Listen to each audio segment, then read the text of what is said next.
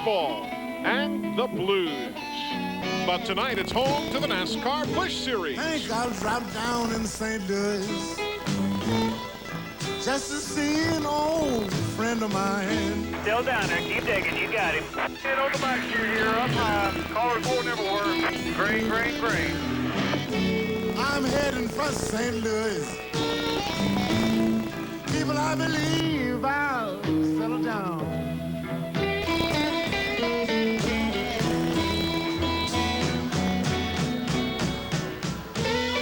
Gateway International Raceway outside of St. Louis, where in just about 3 hours' time, one driver will be smiling and a whole lot of guys will be singing the blues here on TNN Motorsports.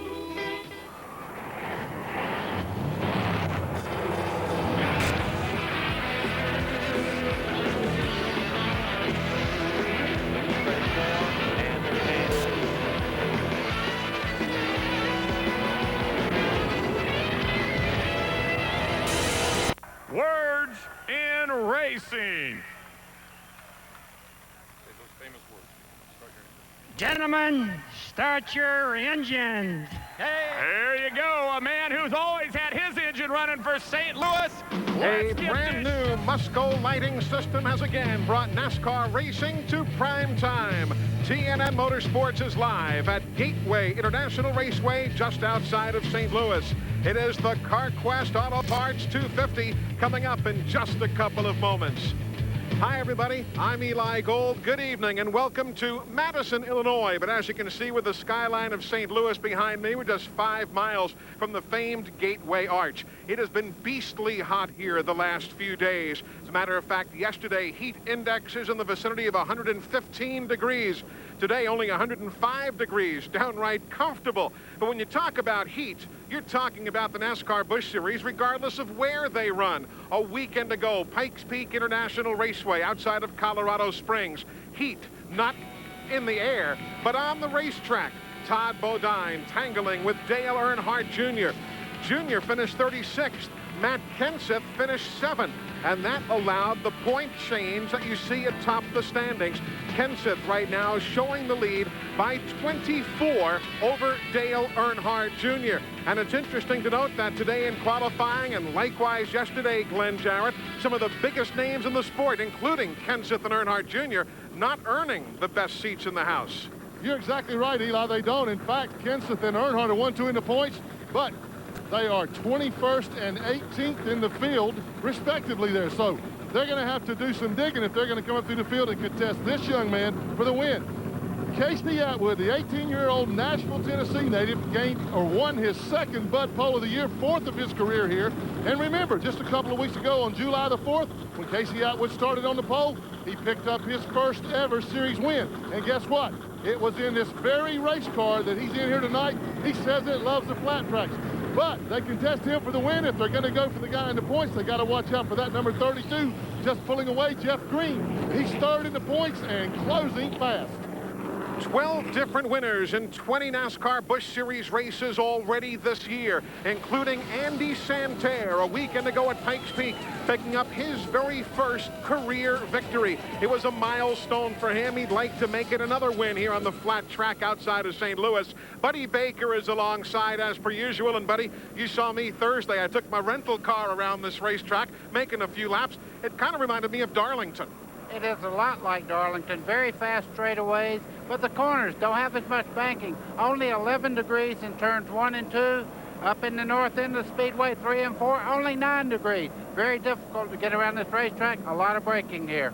Now, folks, it is still in the 90-degree range here at 8 o'clock Central Time tonight. They have been watering this racetrack all weekend, literally bringing out a truck with water to try and cool down the asphalt. Larry McReynolds, for you as a crew chief, these conditions have to be simply abominable to have to try and deal with. Oh, it really is, Eli. And you talk about air temperature, but what's important to these race cars is where the rubber meets the road, the track temperature. For 2 days, they've been practicing in the sunlight. Track temperatures as high as 150 degrees. It's 8 o'clock at night here in St. Louis. We're getting ready to start this race. Look here, track temperature down below 100, 97 degrees. No bush race has ever been run under the lights here in the darkness and cooler temperatures, and it's going to get cooler as the night goes on, maybe even 20 or 25 degrees. The question is, what will the cars do? We know they're going to run faster, but they're going to get more grip, and they may even get tighter. But the question and the quest is going to be the teams that can make those adjustments, especially near the end of the race. They'll be the one to go to victory lane, Eli. All right, Larry Mack, thank you. As we take a look now at the starting lineup for this evening's CarQuest 250. Casey Atwood, second pole of the year, won from the pole at Milwaukee. Jeff Green, the hottest guy on the circuit in the last 10 races. Fine showing for Adam Petty. He's had some good runs and a great qualifying effort. Kenny Schrader's the local favorite up in these parts, but he's never run here before. Hank Parker Jr., buddy ever since the race at South Boston. He's been doing awfully well. Awfully well, and he runs well on this type of racetrack. Last week in Pikes Peak, he got a lap down and actually passed the lead car there to get back in the same lap. He's very hot right now. There you see Ted Christopher in the field. Matt Kenseth, he is the series point leader. Kenny Wallace is here, the St. Louis native. Randy LaJoie, two-time Busch Series champion. Curtis Markham is on board. Kevin LePage, 12th here a year ago in this event. Bobby Hamilton Jr., 10th career start in the NASCAR Busch Series. Second last week was Tim Fedewa. He's in a backup car after an accident here. There you see Butch Miller, Andy Santerre, Tony Roper rounding out the starting field. And by the way, you saw Justin Labonte's picture. The car couldn't be qualified by Terry Labonte fast enough to assure that they would get it in on speed. And since a NASCAR Winston Cup driver is not eligible to take a provisional starting spot in a Busch Series race, all of those fans right there saw Justin Labonte hop on board that race car earlier today. Now, time to take a look at the AutoZone race analysis brought to you by the more than 2,500 AutoZone stores across America. AutoZone, the best parts in auto parts. As you can tell, 200 laps, 250 miles, so it is a mile and a quarter this racetrack is. Turns 1 and 2, as Buddy touched on before, banked 11 degrees. Turns 3 and 4, 9 degrees. Straightaways are basically flat. You see near the top of the screen up there, those are those new grandstands that they have built. And they were built just a short while ago, so that's why they're not totally filled up. They weren't available for sale. A new 30,000 seat grandstand that has just been added. But every other location at this racetrack is as packed as can be. About a lap away from going green. Let's take a look at the onboard cameras. Curtis Markham will be giving us a ride today.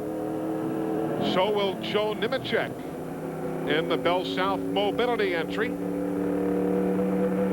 Mike McLaughlin, he'll be leaving that Gould's Pumps team at the end of the season. That announcement coming earlier this week. And the 1995 Pennzoil World of Outlaws champion Dave Blaney giving us the ride around the mile and a quarter here at Gateway International. Yeah, I think he can see us. He waved at us just then when you were talking about him. They're the spotters. They are above where we're sitting. They're atop the grandstand here.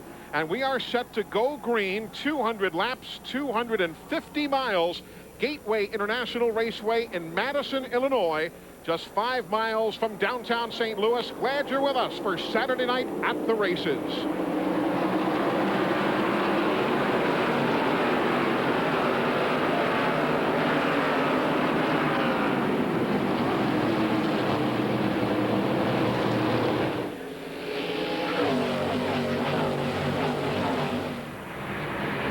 Didn't take long for Jeff Green to take the lead as he goes down into turn 3. Got a jump on Casey Atwood down the front straightaway, and now he leads this event as we come off turn 4. So Jeff Green shows the way beneath that crossover bridge.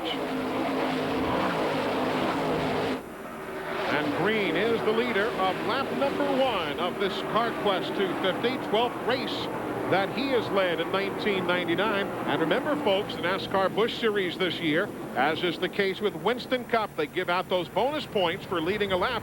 And Green was only 112 points back, 3rd place in the standings. So that's valuable points that he just picked up. Riding with Dave Blaney now. He's in 8th place. You've got local favorite Kenny Schrader just ahead of him. And behind him, there's Mike Dillon in the Kingsford car. That's Adam Petty running there in a very, very colorful car. He's in 4th place right now, doing quite a great job out there. And these brand new lights that they have put in here are really spectacular. I'm sure you can see it's really as bright as daylight, as they say. The drivers are saying today in the garage area, these are some of the very best lights they've seen. That's 15th place. Dale Earnhardt Jr. in the 3 moving in. Brings Ted Christopher in that white car with him. That dark green car, that's Jeff Fuller caught to the outside, and he'll backslide with Joe Nemechek to his inside. Meanwhile, up front, there you see Casey Atwood trying to take advantage of green going wide. This kid is phenomenal on a flat racetrack, and the last time he started on the pole, guess what? He won in Milwaukee not long ago. Still there. Still there. Still outside. Listening to Casey's radio. Still there. There you go. Clear. Clear all around. So Casey Atwood, lap number 4. Good job. Clear all around. Takes over the lead here at Gateway. And look at that scramble for 5th, 3 wide.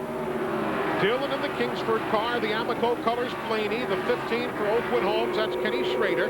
As we ride with Blaney now, that's Schrader, who's never run here. Of course, he's from St. Louis. Folks love him. Clear outside, doing it. He's seen this track, but has never run at Gateway.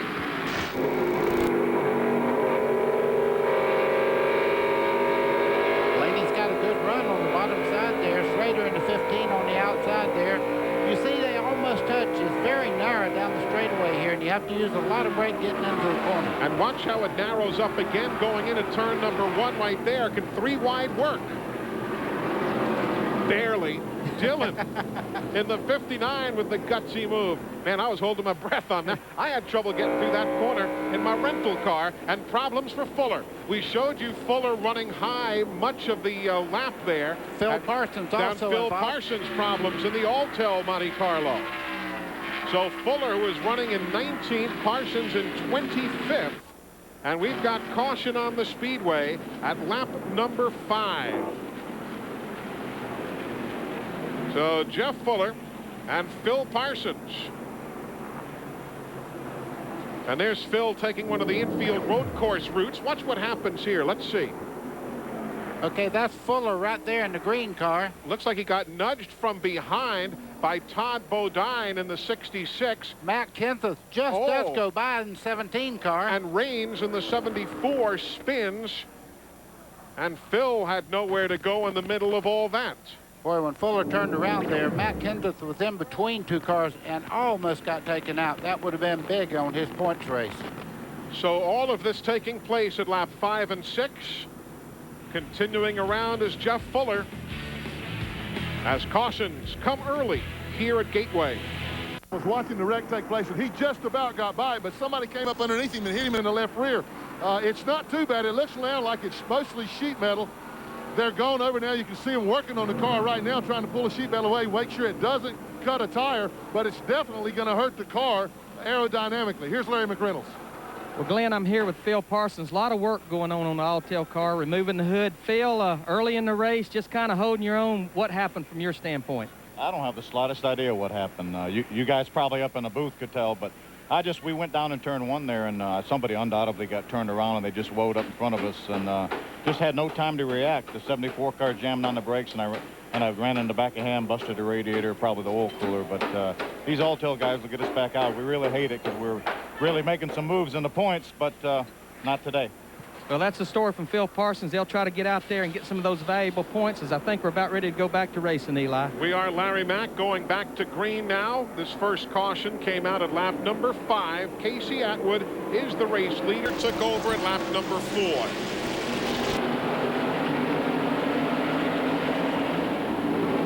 Jeff Green staying with him. The 50 of Mark Green was on pit road. So he was trying to get his lap back, and as you see, was unable to do so on that restart.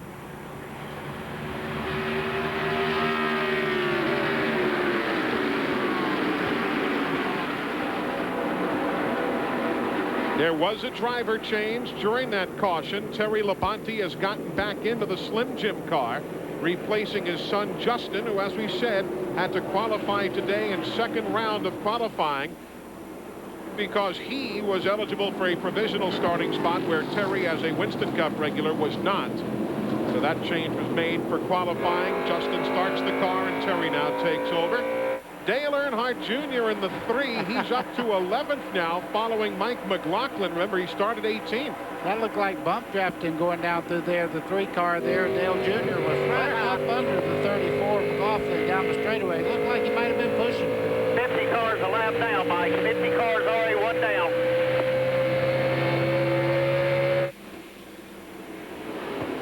That was the voice of the spotter talking to Mike McLaughlin. His spotter is Buddy Red Dog Barnes, handling those responsibilities here tonight.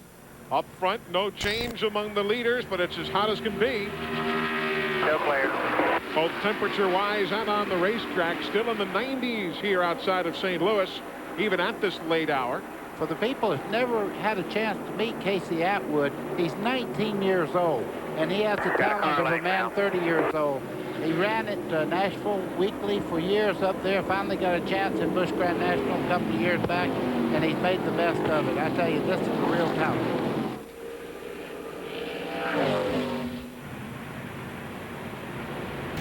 The race leader was the 32 car, Jeff Green. Laps 1, 2, and 3. Then Atwood took over at lap number 4. Jason Keller, then Adam Petty and Mike Dillon. That's your top 5 right now. Glenn Still clear. Got a car line. You see the work going on Jeff Fuller's car right there. When he first came by me after that spin, it didn't look like he made contact with anything.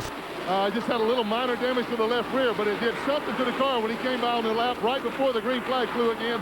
A big puff of smoke came out of it. He's got some kind of fluid leak. They've been under the car for about 3 laps now, trying to find it, trying to track it down. But I tell you, he just hasn't had a good night. He got spun, he got bumped, and now he's got something leaking fluid. He's having to sit in the pits. He's got all kind of problems. From our angle, we can see the right side of the car also banged in where he got into the wall some. So he's got a lot of damage on the 89 car, Jeff Fuller does. Meanwhile, single file out of turn 4, back to turn number 1. Casey Atwood leading, but Dale Earnhardt Jr.'s bunch, led by Tony Eury, watching their man climb the list. Green to the inside. Got him at the stripe. Casey Atwood relegated back to second. Jeff Green, the hottest man, as we said before, in the NASCAR Busch Series of late. 3 top 4 finishes in the last 4 races. And, buddy, a lot of folks were with us in Milwaukee. Remember those 2 guys going at it again for that win on the last lap? Yeah, it was just exactly this picture that you're looking at, and Casey Atwood got into the left rear corner of Green and moved him up in the racetrack and got his first win. But right now, it looked like Jeff Green has the better of the 2 cars. Now, a lot of these guys are really bottoming out. Not so much the front 2, but Joe Bessie in particular. Let's see if we can watch the power team machine. He's running in 11. He goes into the corner. Well, of course, the one time you're looking at him, he doesn't do it. But bottom, it's kind of like when you go to the dentist, right? And your tooth stops hurting as soon as you climb in the chair. But a lot of these fellas, Glenn, have really been bottoming out. An awfully soft setup, I guess, huh? Well, it is, Eli, particularly on the front springs. This racetrack, for as fast as it is and as long as it is relatively flat through the turns. So they put softer springs in the car on the front of it to make the cars turn. I've been watching Bessie. I saw what you're talking about. The sparks come just exactly at the point that he gets on the brakes to go into the first turn. All it is, well, my director, Gary Clem, said it was the muffler, but I don't really think it is. I think it's the exhaust pipe, but if Gary wants me to call it a muffler, then the muffler's dragging. Well, he's a director. No, they're never wrong. Well, they got it showing right there. There's a piece way down just in front of the rear tire there that's bumping just a little bit. Also, a low piece there at the looked like maybe off the sway bar on the front there was way low on the car. Dale Earnhardt Jr., meanwhile, is now running in 7th spot. There he is, climbing his way up, closing in on that red, white, and blue car of Dave Blaney. Riding with Blaney, and you see Earnhardt Jr. closing in from the rear flank.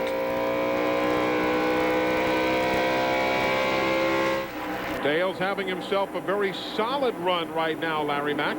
Eli, I talked to Tony Eury Sr. today and just said, you know, what car have you got here? He said, Larry, this car has been sitting on jack stands at the shop ever since Rockingham, North Carolina, back at the beginning of the season. He said Dale hated the race car, but what they decided to do, they felt like they bobbled so bad at Myrtle Beach and Pikes Peak with a low snout car, they decided to bring a conventional car, and I'd say in 22 laps, the plan's on schedule so far.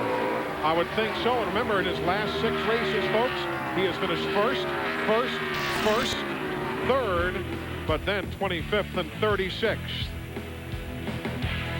International Raceway, Madison, Illinois, just 5.5 miles from downtown St. Louis.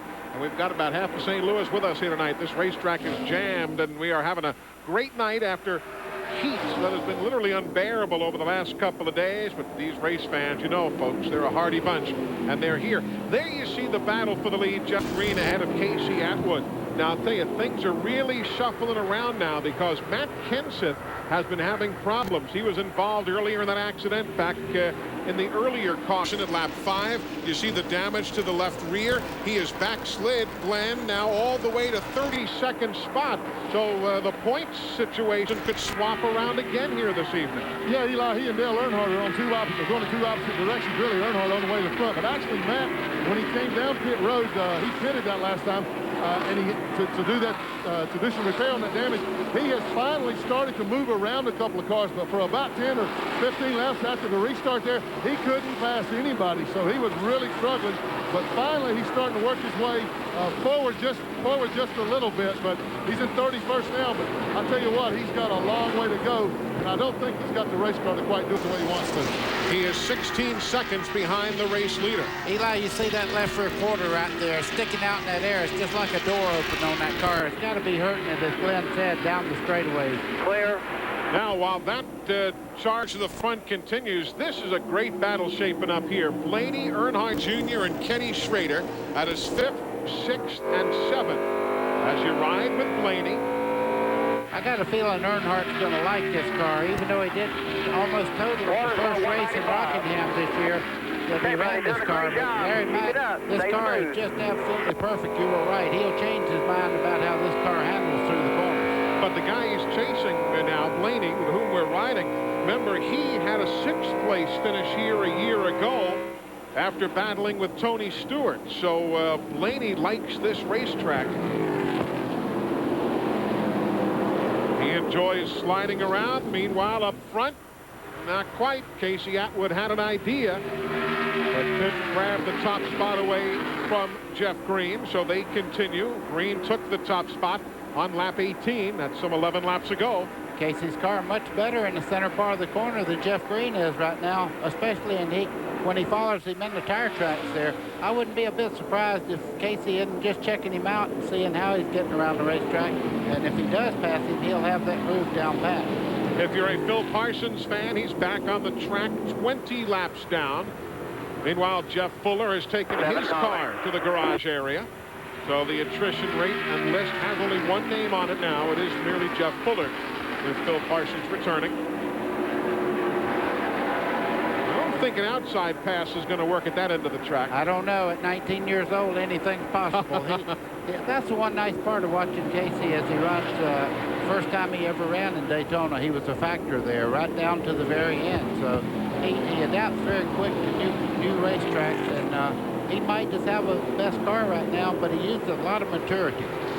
There you see the front machines. They're middle of the pack. Joe Bessie in that black number 6, riding now with Joe Nemechek in 12th spot, Larry Mack. Well, Eli, Joe was one of the guys that come up here and tested for 2 days. Not actually 2 days, but 2 nights. He run under the lights 2 nights in a row up till about 11 o'clock or midnight. His car's driving good right now, but you might notice him breathing it on the straightaway. The problem he's got is it's running hot, so they're looking for a caution, maybe get in here, pull a little bit of tape off that thing and see if they can get the engine cooled down.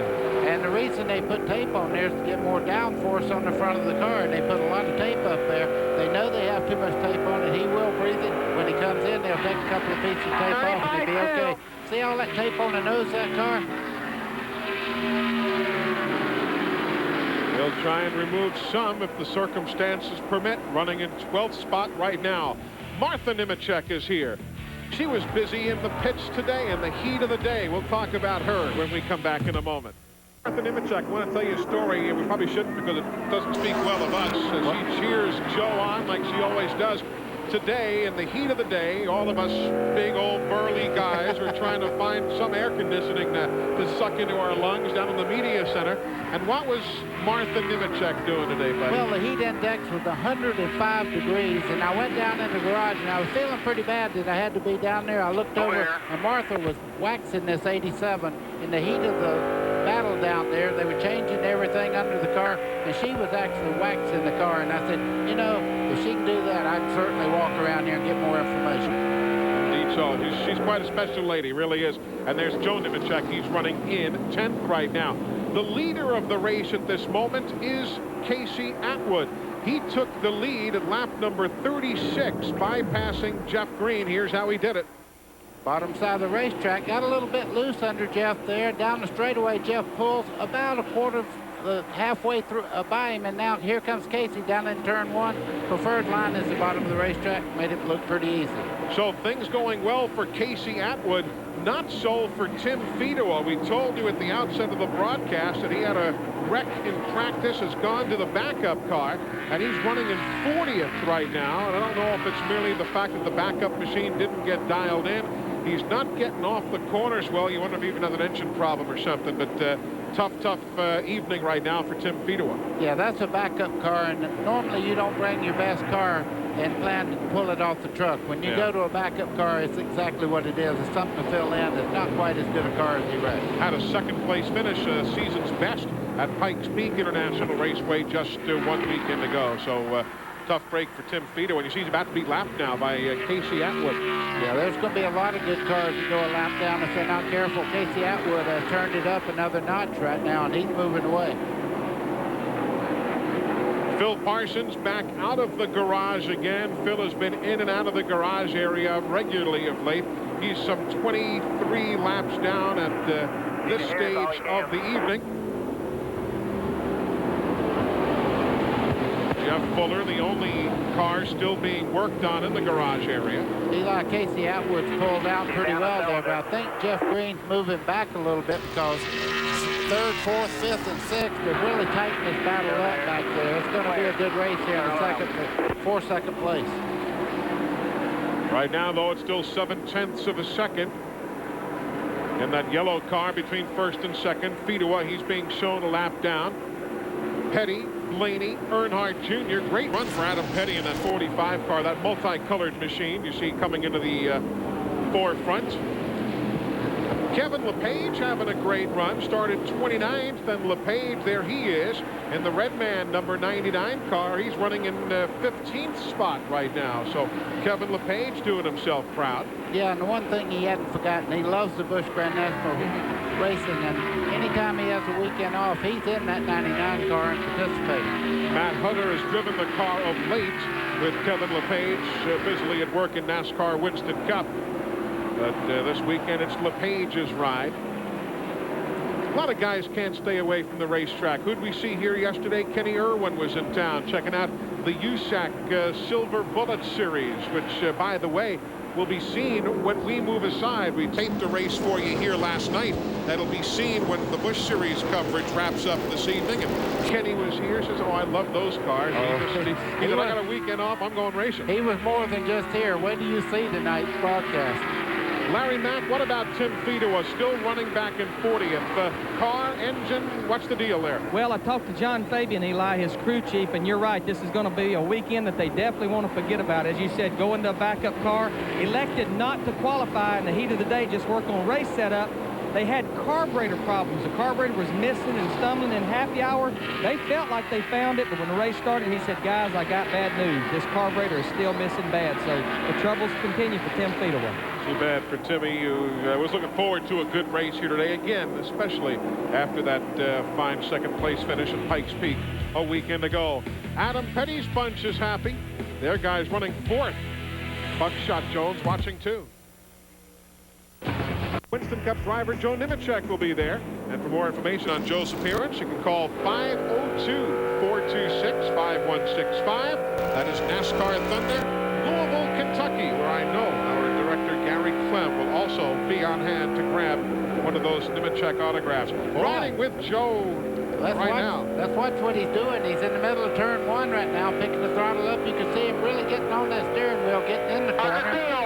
Down the straightaway there, 7,000, 74, 76, 77, right at 8,000. Almost 140 miles an hour. You know what else we've been seeing periodically in our monitors here, that Joe on occasion will shift. Some of the drivers said that they are going to shift on occasion around this racetrack. Todd Bodine said he shifted during practice, but he really didn't see any benefit to it.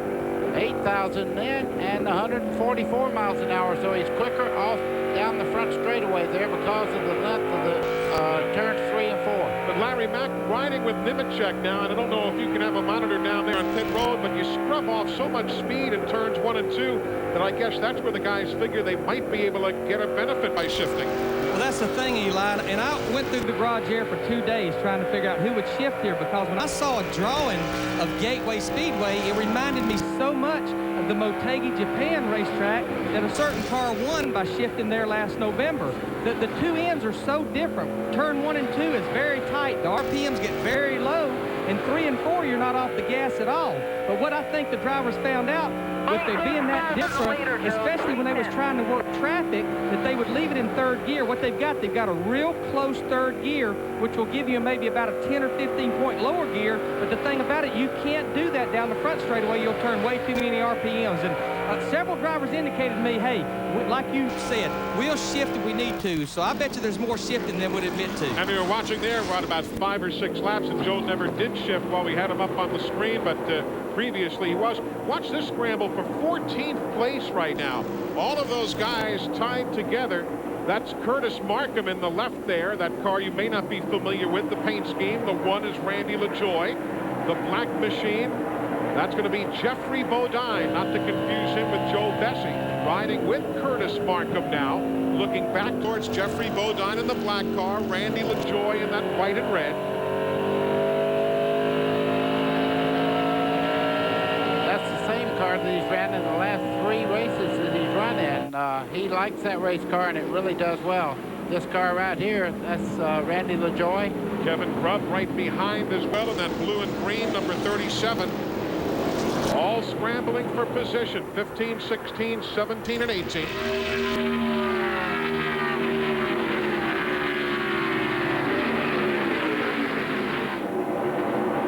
That spot for the moment goes to LaJoie, but Jeffrey Bodine's going to try. Oh, that's not going to stick up there. Yeah, sometimes you make a mistake when you think you're going to move to the outside and really gain up on somebody. This racetrack does not have a groove on the high side of the racetrack. When you get up there, it's very slick. Just joining us, we've had 1 caution, lap number 5. When Jeff Fuller, Phil Parsons, Tony Raines, Matt Kenseth, Kevin Grubb all tangled in the corner. Otherwise, we've been clean and green. That's a good scramble for 4th, 5th, and 6th. Keller challenged by Adam Petty with Dale Earnhardt Jr. watching. Dale Earnhardt Jr. is right on the bottom of the racetrack. Car handling quite well. Adam Petty right now trying to figure out what's going on. I can tell him right now that 3's on the move. He's in 6th, Earnhardt Jr. is. Jeff Fuller returning. He is now 44 laps down after the early accident. But Fuller back on the racetrack as Phil Parsons goes to the garage. So, again, still only 1 name on the attrition list as repairs continue on those cars.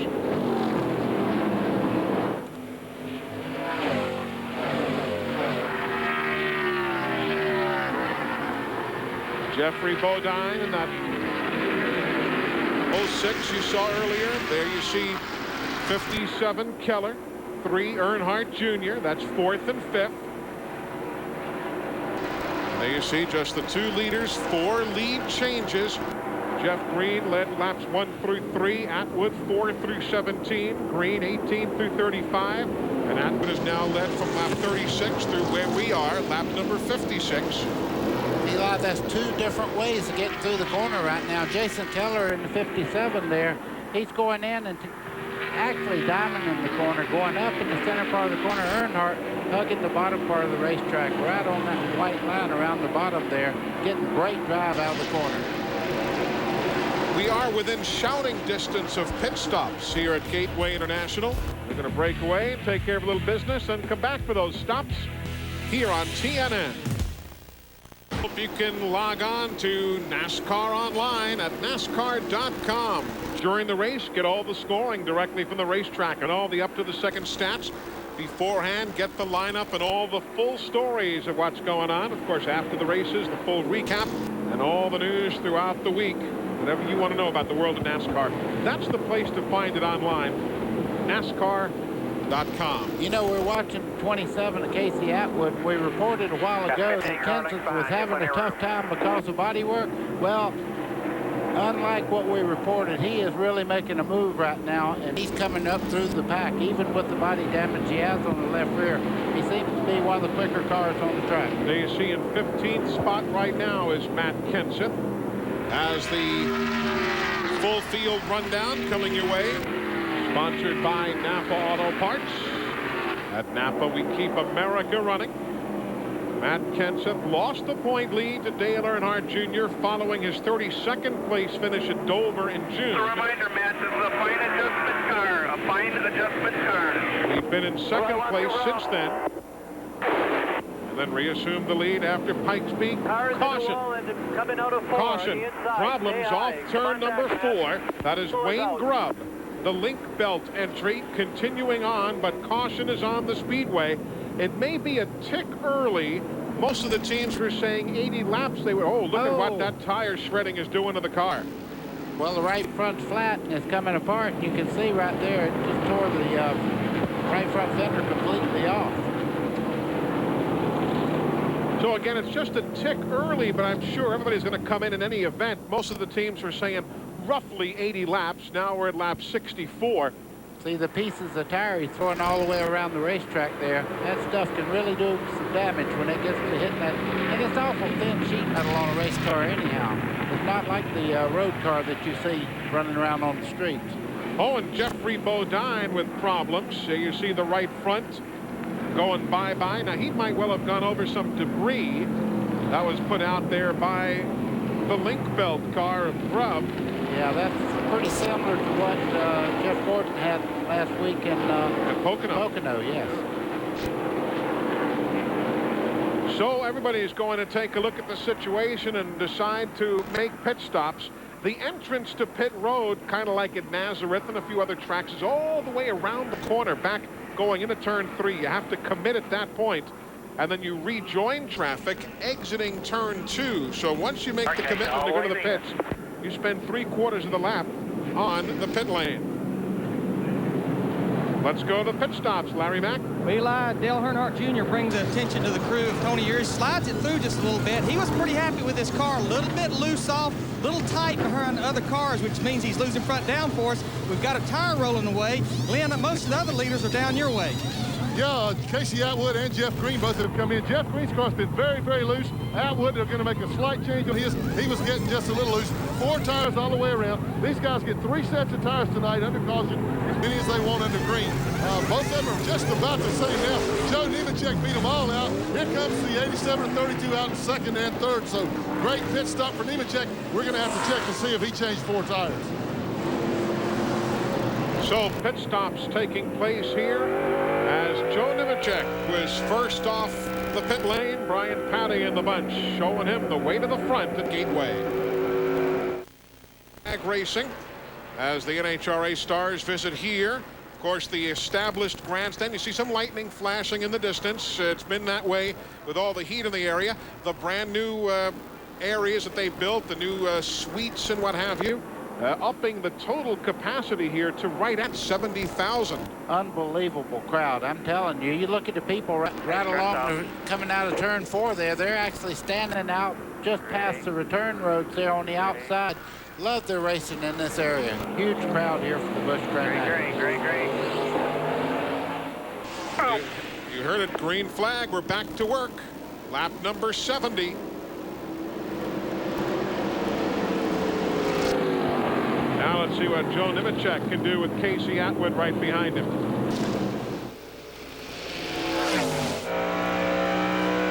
comes Casey Atwood on the inside there, trying to get the inside groove as they head into turn 3, just behind Nemechek now, solidly in second place, not only on the racetrack, but also good. That wasn't me, folks. That was Telestrator messing up there. But had it been you, it certainly would have gathered. I would have never told it anyhow. So there you have it. It was very abstract on your part. Yeah. Casey Atwood, they said he was not quite right. Well, he had built up a pretty good lead, so that's bad news for anybody that didn't think he was handling just exactly right. You see him now going for the lead.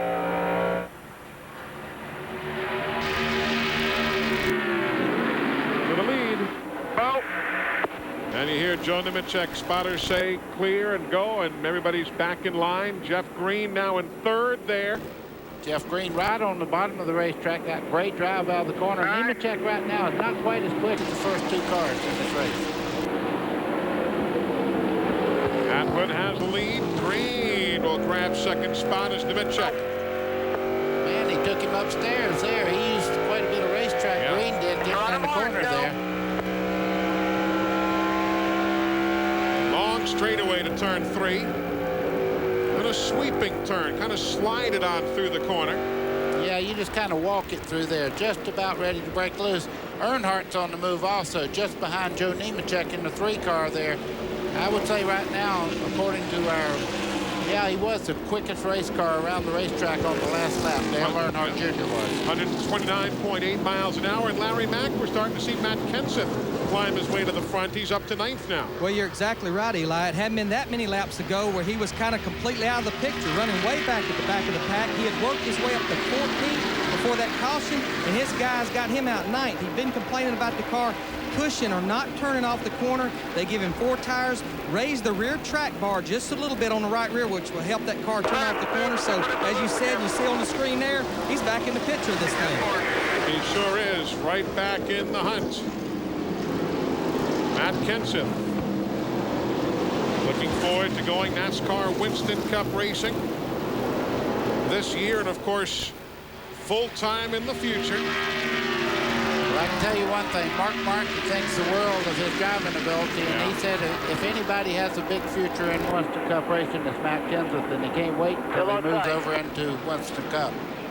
Well, he'll run at Michigan on August 22nd. Following Shane Hall, who's in 8th, a 43 car. He was on the pole here a year ago. And don't forget Dale Earnhardt Jr. and Joe Nemechek. That's the 3rd. And give it to Dale Earnhardt Jr. See Joe just roll out the throttle there, going into the corner. There's no point in fighting this early in the race. Find out why the guy's running so much better than you. Maybe a way he's getting in the corner, maybe where he picks up the throttle, just anything that gives you an advantage. So you follow a guy and really go to school on what he's doing out there. Dale is 1 1/10 seconds behind those 2 guys. There you see Earnhardt Jr. closing in. That's Tim Fedewa on the low side of the track, that yellow machine. You see him slowing there. Dillon inside of Kenseth, the 59 and the 17. That's for 9th place. Kenny Wallace closing in too, that 25, that red and white machine, the Duraloop car. 25's looking. Here Kenseth spotter saying 25's looking. Clear behind the 25 if you need it. So swap it around. Kenny Wallace moves up into 10th. But up front, it's still Casey Atwood and Jeff Green pacing the field. Clear low. It's awfully close behind them here at Gateway International. Get to tell everyone about our first quality carpet tile and no wax linoleum. Watch out! For first quality carpet, the lowest prices anywhere, shop our stores. See the largest in-stock name brand inventory ready for immediate delivery. You'll save every day. That's Becky's Carpet and Tile Superstores with 5 metro locations for rich man's carpet at a working man's price. Knoxville Nationals, sprint car racing's biggest event, the Amoco Knoxville Nationals, Saturday, August 14th, 9 Eastern. Eastern and Pacific right here on TNN Motorsports. It is a spectacular weekend up there. Ralph Shaheen, Brad Doty, Steve Evans, Bobby Gerald, all going to be on hand for the high holy days of World of Outlaws racing, the Knoxville Nationals. That is great racing. Look at this. Wow. The hottest guy on the tour right now, Andy Santerre. He won at Pikes Peak. As a matter of fact, on the last 2 runs on a mile racetrack, he won at. He won at New Hampshire in the Busch Grand National North. Meanwhile, up front, look at this.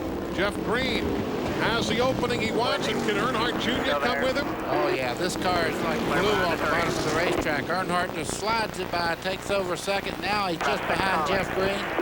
It won't take him very long as well as that car sticks to the bottom of the racetrack to take the lead. And he's also after those 5 bonus points for leading the lap. So he's in a quest right now to get to the front. How is that set of tires? Closing in on Jeff Fuller on that low groove there. No chance to make the move. Kenseth, the point leader, is running in 11th, remember. And if you're just tuning in, folks, it has been Jeff Green and Casey Atwood who have alternated the lead all evening long, with the exception of the 4 laps that Joe Nemechek led middle of the race during pit stops. That's 7th place. Give it to Blaney. Clear, all clear. Good job, Dave. Indeed, it was a good job getting around Kenny Schrader going off into the corner. You know, watching him run, he's ready for the Winston Cup Tour also. Bill Davis is really anticipating the time when he moves him up there as a teammate with Ward Burton. It's going to be an exciting time come next year for Dave Blaney, 1995 World of Outlaws champ, who's won almost 200 sprint car races over some 15 years. And I'll tell you something, if you can drive, believe it now, especially after watching some more sprint car stuff. Oh, Dale Earnhardt Jr. says coming through. Well, we don't have horns on race cars, and that's the way you get your attention, you know? Yeah. Cale Yarber used me like that many times. He just let me know. You kept backing up into Cale's car like that. Yeah, I always did. Yeah, if you ask him, that's what happened. Joe Nemechek, he's running in 4th behind Green, Earnhardt, and Atwood.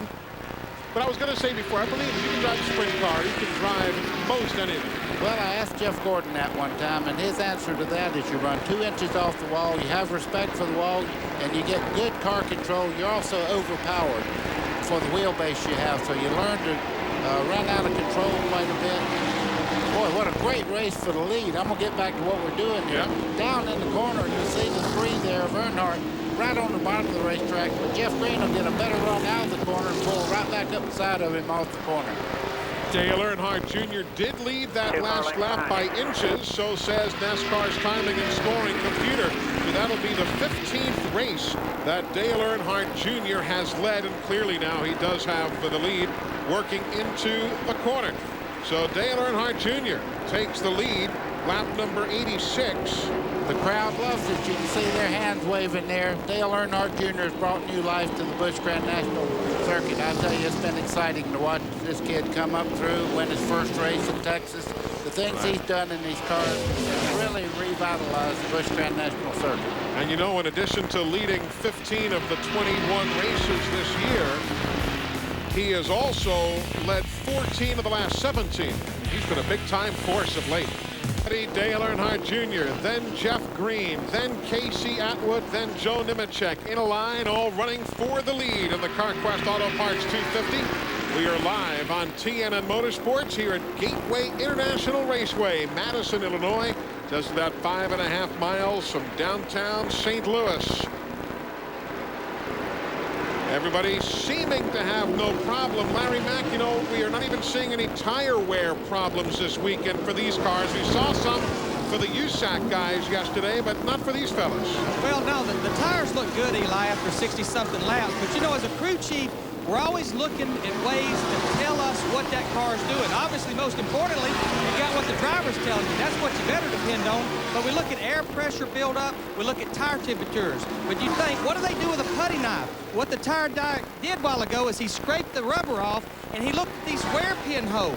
Now this is the right front off of Dale Earnhardt Jr.'s cars. What he did, he checked the wear here, and then he went to the right rear and see how much that tire was worn. If the right rear is worn more, the car was a little bit loose. If the right front's worn more, that means the car was tired of pushing. Right now, Dale Earnhardt Jr. says his car's a little bit tight, but it seemed to loosen up as they get into a run, and right now he's looking pretty good, Eli. Yeah, he is, but he's got himself a handful as Jeff Green made the move as Earnhardt Jr. came off the inside of the corner. Exactly right, Eli. Jeff Green just got a much better run out of the corner. You see Earnhardt right now just following tire for tire right behind him as they go down the back straightaway. Also, I noticed Larry Mack talked about the air pressure. They went up on Joe Nemechek's car, and it seems to be handling quite better now. He's right in the fight now. I think he's as fast as anybody out there. Meanwhile, we are right now 6 laps away from the halfway point. So this race just breezing right along. 2 very brief caution flags here tonight. One at lap 5, the second one at lap number 65, and otherwise we have been clean and green. Let's check back in with Glenn as we watch this big battle for the lead. Well, you can see Casey Atwood going by right now. He has dropped back just a little bit. I asked Skip McCord, his crew chief, if the car was okay since he had fallen from the lead back to fourth. He said, yeah, Casey said the car feels real good right now. He's just riding, putting in laps, not trying to get himself in a position that he can't get himself out of. But I tell you something else that Casey did, or Casey isn't. He is not a baseball fan. Right before the race started, when they were buckling up in the car and they announced that Stan Musial was going to give the gentleman start your engines command, Casey looked up at me and said, who's he drive for? He drives for the Hall of Fame, Casey. Exactly. 3,630 hits for Stan the Man Musial, 475 dingers, 24 All-Star games. He, of course, was and still is Mr. Baseball here from 1941 through 63, played for the Cardinals, and looked really fit, too, like he could get out there and bang a few over the wall at Busch Stadium today. Well, it's a treat. We saw Ted Williams not long ago up in New Hampshire. These guys coming out to our sport makes us feel very good. That's 13th place now that you're watching. The 59, that's the white car. Oh, look at Bessie slide up the banking, about took out Grubb and Christopher. Bessie is all the way back at 34th, and he just got caught up in that mess. And there he is again, Joe Bessie. About converted the 7-10 split on that one. Yeah, I'm going to have to see. There's something wrong with that car. You see the right front smoking as he goes down in the corner there. I thought he was going right on through the wall there for a second. Let's take a look at it again. Watch this. He's in the black car, Bessie. Watch it just turn. It won't turn. He's going straight up to the wall. Now, what he did smart there, he didn't lock the brake up. If he'd have hit the brake, it would have went right into the wall. And you saw the 13 of Christopher and Grubb going by, and Bessie going to take his time now, making it back around. There you see a little debris on the racetrack in turn 1, though it is outside of the groove, as you see. Not by much, but certainly outside the groove. You're right. If you get up there, that is out of the groove. Take my word for it. The lead, Jeff Green. Here comes Joe Nemechek. Nemechek is really on the go here. They adjusted tire pressure, as Larry Mack said. The car seems to be very good. And then the tire tracks of Nemechek, you see the 3-car of Dale Earnhardt Jr. going by Jeff Green down the back straightaway. They are coming to the crossed flags. We will be halfway. Let's run our line.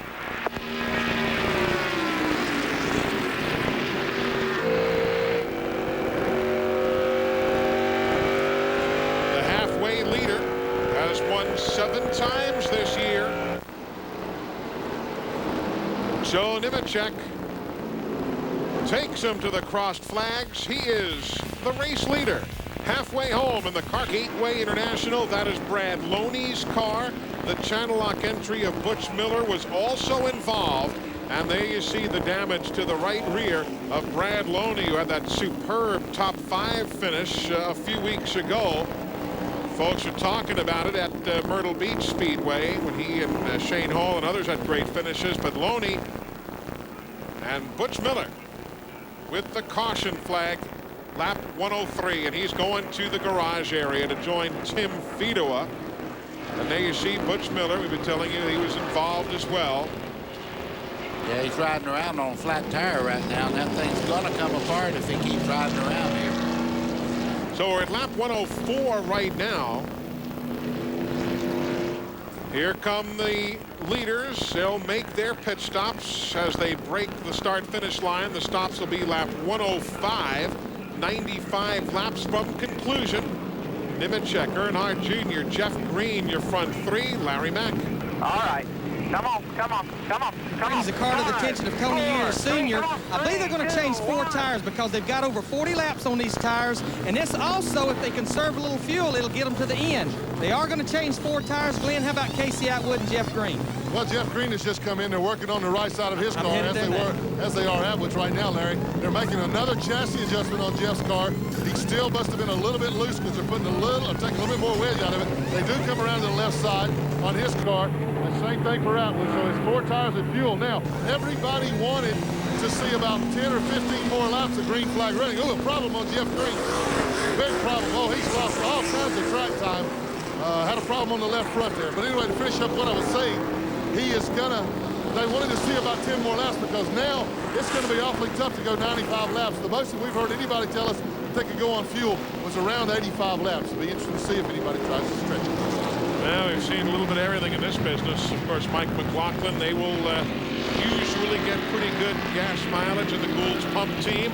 Nemechek is still the race leader now. You're exactly right. And another thing you can factor into this is how many laps they run around here under caution before they get green again. They're using about a third of the amount of fuel as just riding around here right now as they would if they were under acceleration. Larry Mack? Eli, buddy, I talked to Brian Patty, crew chief of Joe Nemechek, who come in and took 4 tires. And you're exactly right. They didn't really make any adjustments on that car. But Brian Patty said, I think we might can make it. But as a crew chief, what you've got to do to that driver as soon as he leaves these pits, you've got to say, now's when you've got to save me this fuel under caution. Keep those butterflies closed. Now, I'm going to bet you with 94 laps to go, there may be some cars out there that can do it if they run enough caution laps. So Joe Nemechek, Dale Earnhardt Jr., Dave Blaney, Casey Atwood, and Matt Kenseth. There's the top 10. It's going to be a good one.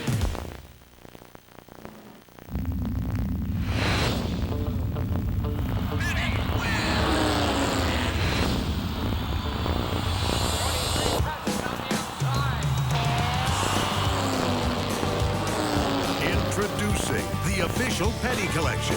4 distinct die-cast collector series celebrating 50 years of Petty enterprises. Only from Racing Champions. The Petty Collection from Racing Champions. Available at your favorite retailer. Check it out.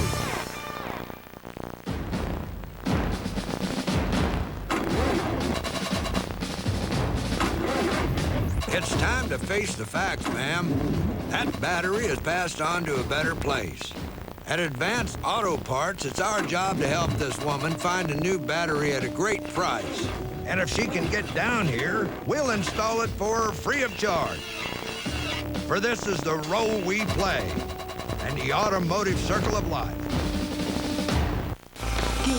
Je suis un homme qui a des besoins. D'amour.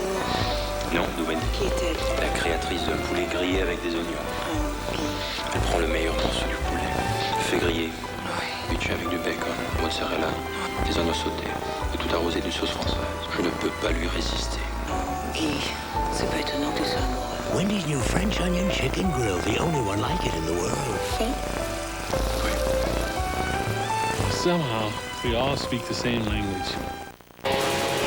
When you travel at over 300 miles per hour, you need all the protection you can get. 8-time champion John Force uses Castrol, the only leading 10W30 that provides maximum protection against both viscosity and thermal breakdown. Because some people have more important things to worry about.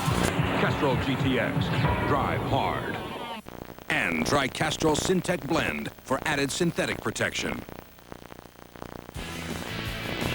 TNN Motorsports live coverage of the CarQuest Auto Parts 250 is being brought to you by the motor oil that provides maximum protection. Castrol GTX. Drive hard. Welcome back, everybody. The NASCAR Busch Series under caution here at Gateway International Raceway, Madison, Illinois, just outside of St. Louis. Joe Nemechek is our race leader. While we've got an opportunity, why don't we check in with Glenn Jarrett? He's got the AutoZone Tech Fact for this evening, brought to you by the more than 2,500 AutoZone stores across America. AutoZone, the best parts in auto parts. Glenn? Hey, thanks, Eli, but I don't have any facts, but this guy does. This is Kip McCord, crew chief for Casey Atwood. And Kip, we've been talking about all day about how you guys have practiced in the hot sun, the heat, as hot as it was here, but you're racing in much cooler temperatures at night. What do you do to try to guess what the thing's going to be? Do you make some changes, or do you put the car to where it's very versatile? How do you set up for practicing in the heat, racing in cooler night temperatures? Well, first of all, I want to commend the Castrol team for doing such a good job this weekend. It's been just sweltering heat up here. They worked their tails off. We've been really keeping track of the track temperature, and we've tried to document it all day and all day yesterday, and trying to keep up with it that way and trying to make changes according to track temperatures. The track temperature's a lot cooler today than it has been when we've been here all weekend, so we've been anticipating the tracks tighten up just a little bit and make changes, you know, to compensate for that. One more question, if you will. Now, we're getting close to that fuel window. Could you make it from here? I don't know. We'll see. When you saw him look over to his right there, he was looking over at the 32 team like, I ain't saying nothing. Well, they say something. And that is our Tech Fact for this evening, and there the 32 bunch sits. They came in third and went out ninth, the Jeff Green team did. As we take a look at the pit summary for you now, you see who did well. There you see Green with his problems. Matt Kenseth did well from 9th to 5th. Kenny Wallace, you see there in the 25 car, dropped a few positions from 7th to 13th. So that's how the top runners did in the pit stops. Wrapping up moments ago. We touched on this earlier. In case you hadn't heard, there's going to be a driver change in that car. Mike McLaughlin is leaving the CC Welliver Racing team at the end of the season. They made that announcement earlier this week. He's been with them, I say forever, but in this sport, 6, nearly 7 years is darn near forever. 160 NASCAR Busch Series race, got 5 victories, host of top 5s and top 10s, a bunch of Bud poles, and was third in points in 95. And a couple of years ago again, Buddy was third in points. Be interesting to see exactly where he ends up. I wish I had a dime for every rumor circulating in the garage area here this weekend. Well, wherever he goes, somebody's going to get a great driver. And you could see him just a second ago resting his right arm over there like he's in a road car. Yeah, professional guys who race a long, long time learn to rest when you get the chance in these cars. And he just threw his arm over there like he's on a Sunday drive there. Yep. Mike and his wife Katie doing a little old home week kind of deal here this weekend. Katie has spent part of her childhood in the St. Louis area, and they spent part of Thursday afternoon visiting Katie's old neighborhood and friends and so on. Had a good time, but Mike will be around. He said, "Don't worry, I'm going to have a ride." I said, "I expect you will." There are the spotters again. They are overhead of us on top of this press box and control tower. As the field is going to get the 1 to go signal. Nemechek, Earnhardt, Blaney, Atwood, Kenseth, Keller, Schrader, Grubb, and then Jeff Green back in 9th. Let's get the story on that car. Well, Eli, remember, as I told you, as Jeff was getting his pit service, they had a little bit of trouble on the left front tire there, and they lost some time. You're looking at Harold Holly right now. He's the crew chief. Whenever the jack was let down and Jeff pulled away, Harold jumped down off the war wagon, the pit box there, and came over to the guy that was changing the tires, and he was really feeling bad. Harold put his arm around him and said, "Hey, don't worry about it." He said, "We got a good race car. We'll make it back up on the racetrack. Don't worry about it. I know you'll do a better job next time. Put it out of your mind." So he was real quick to come right to the guy and tell him, "Hey, you know, we can fix this. Don't worry about it. Don't get down. We need you next time." And that's very special. You got to know exactly how to handle the personalities on your team. Very much like a football coach or a baseball manager or whatever it might be. You know, if you take out that DNQ in Rockingham and then you factor in an average of 9.3, make believe he had made that Rockingham race and finished 9th, Jeff Green be leading the NASCAR Busch Series points right now. That shows you what one missed race in this day and age will do for you. Yeah, and he didn't actually miss because of time. He just didn't have points with this team to start the race, and it rained on Saturday. They didn't qualify, and it took him out of the race. All right, here we go. We'll go at 1:11. Cars off. Starting lap 112. So we're going to be darn close. If they say they can go 80 laps. Ready. Green. We'll be looking at 88 to finish this one out.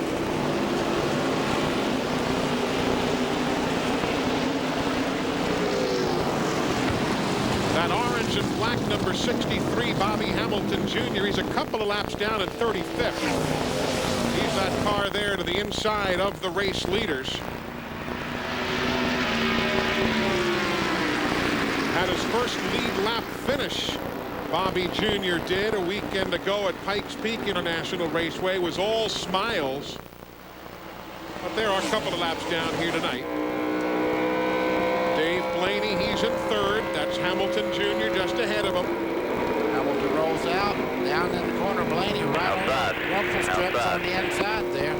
Looking back, you got Atwood right in the middle. That yellow 50. All clear, you're clear. That yellow 53. There wasn't a medal. Now this is when young drivers have to be very, very cautious and not do anything that will take them out of the race. You see Atwood roll out the throttle. I don't know where he got the patience he has, but look at the change for the lead here. Dale Earnhardt Jr. had the lead earlier. Laps 86 through 93, takes it over again at lap 113. So Dale Earnhardt Jr. sees Blaney closing in. Then you've got that yellow car. That's Hank Parker Jr. He is a lap down in 32nd. 17 is Kenseth running in 5th. Wow, all the way up to 5th. Kenseth, I mean, we had almost written him off as out because of the damage on the left rear corner, and he's already up to 5th place, driving his heart out. He was tagged at lap 5, folks. If you're just joining us, Kenseth was in the middle of an accident, not of his doing. He got hit by a grub. Mike McLaughlin in 13th, watching that behind him. Dillon and Todd Bodine. Up front, good job. Nemechek into turn 3, takes the lead right back, and now Earnhardt Jr. comes calling. And while they did that, Dave Blaney in third place car there moved right in on the back bumper. I think Blaney at the moment may be the quicker of the 3 cars. They're riding with Blaney. Nice shot. You can see Blaney running about a half a car length lower through the corner than Earnhardt Jr. 34.85. And Casey Atwood's reeled him in. The first 4 cars are nose to tail now.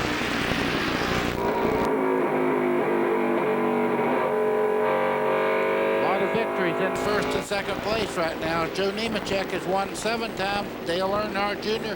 10 times on this circuit. Blaney's never won in the Busch Series. Finished second in Atlanta back in March of this year. Had a top 5 at Nazareth a few weeks back. Finished 4th there. Think about it. We've talked about Blaney forever because of his Pennzoil World of Outlaws accomplishments. This is only his 40th NASCAR Busch Series race. Larry Mack, once Joe Nemechek saw the opening, though, he got gone. Well, that's it. You know, again, I talked to Brian Patty, been talking to him after every pit stop. As I told you, the first pit stop, they felt like that their pressure was too low. Took too long for the car to come in or start gripping the racetrack. They come up a little bit. It was a lot better as we saw the last segment, but they still felt like for the short runs, it was still too low. So they come up a little bit more. When Dale Earnhardt Jr. went by him, I saw no concerns on his crew because they knew it wasn't long before those tires were going to come to them. And remember, folks, how well Ron Fellows ran in that Bell South Mobility car at Watkins Glen in that spectacular weekend for him.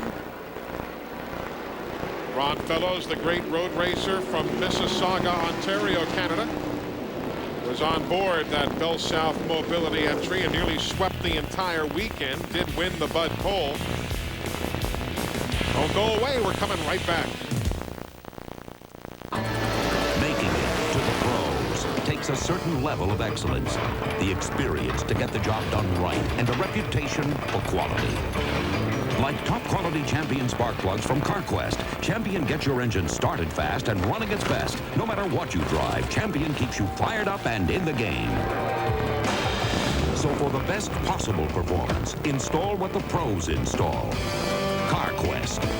Welcome to the pros. What can I do you for, young fella? Just a filter. Just the filter. Did anyone else hear that? Son, you put inferior oil filters in your engine, and it's not long for this world. Look, nothing's more dependable than America's #1 filter, Fram. You'll thank me someday.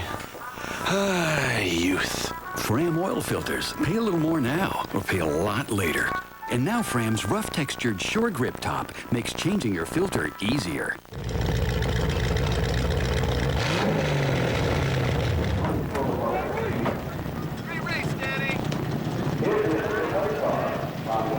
It's 2 nights of World of Outlaws Racing on TNN.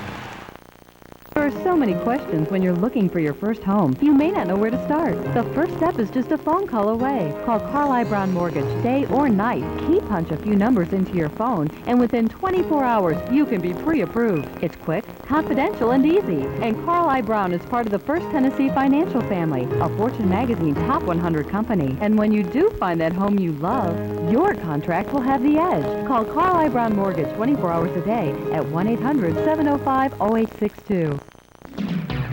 Time for a break? Try bowling today. Get a little exercise. Meet people. Have some fun. It's all ready and waiting. Balls, shoes, and free instruction. For competition, there's a league for everyone. Best of all, bowling is a great value. Hey, lanes are available now. What are you waiting for? Get into the action. Bowling, it all adds up. Fall leagues are forming. This evening's broadcast provided by Ryder Transportation Services.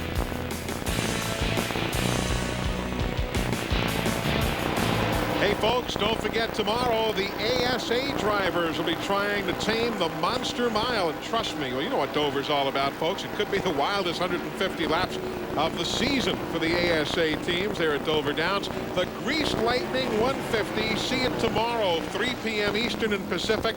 All right here on TNN Motorsports.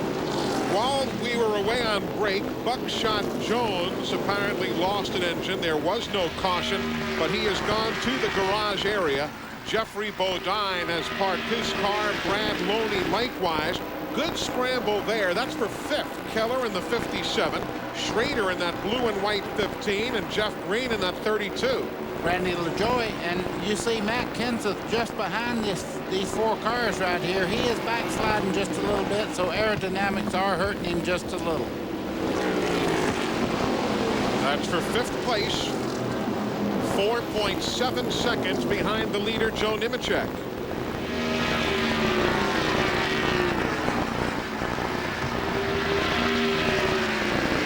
Haven't heard much from LaJoy, but now he's starting to rumble in the Bob Evans car. Picks off the spot and goes around green for 7th.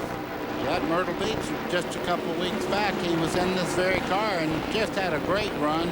It's his favorite car, and it seems to be handling quite well. Randy's day has been pretty solid, just progressing up through traffic.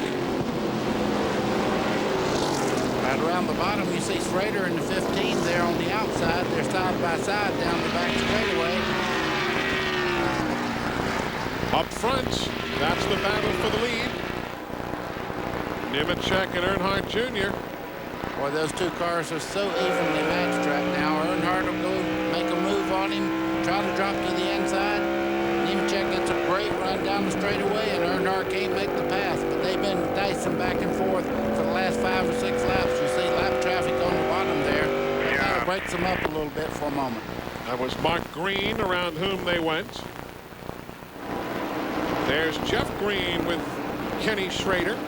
That's for 7th, and here comes Kenseth in that yellow 17. The 25 is Kenny Wallace. You see the nose of his car right there now. 25 looking on the outside. Kenseth's radio.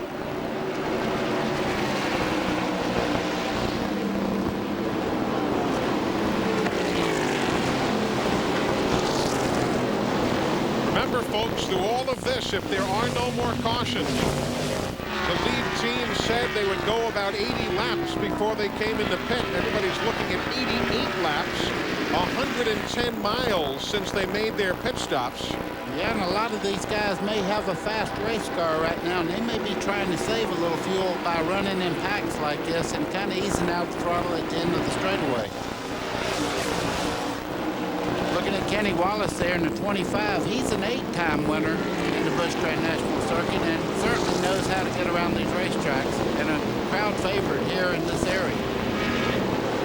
Taking that fuel story a step further, some are even looking at as many as 95 laps. So it'll be very interesting to see.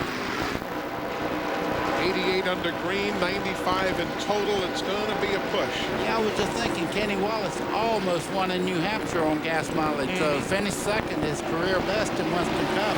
So he may be just riding along here in the catbird seat right now. Yeah, that was the race where Tony Stewart ran out of fuel with 3 laps to go. John Andretti pitted, gave the win to Jeff Burt, and Kenny Wallace came home in the 2nd spot. That's the battle up front. Joe Nemechek, Dale Earnhardt Jr., Casey Atwood's teams. Here's all the latest NASCAR news, which will include, I'm sure, the battle for the lead here at Gateway. It'll be Inside NASCAR tomorrow morning at 10 a.m. Eastern Time, right here on TNN Motorsports. Ned and Steve and Stephanie Boyd-Durner. Uh-oh, tough break for Curtis Markham. Caution is on the speedway. He was running in 22nd spot. Right rear tire down on the car. You see it flapping there as he's trying to get going again. He's down in the grass on the bottom part of the racetrack.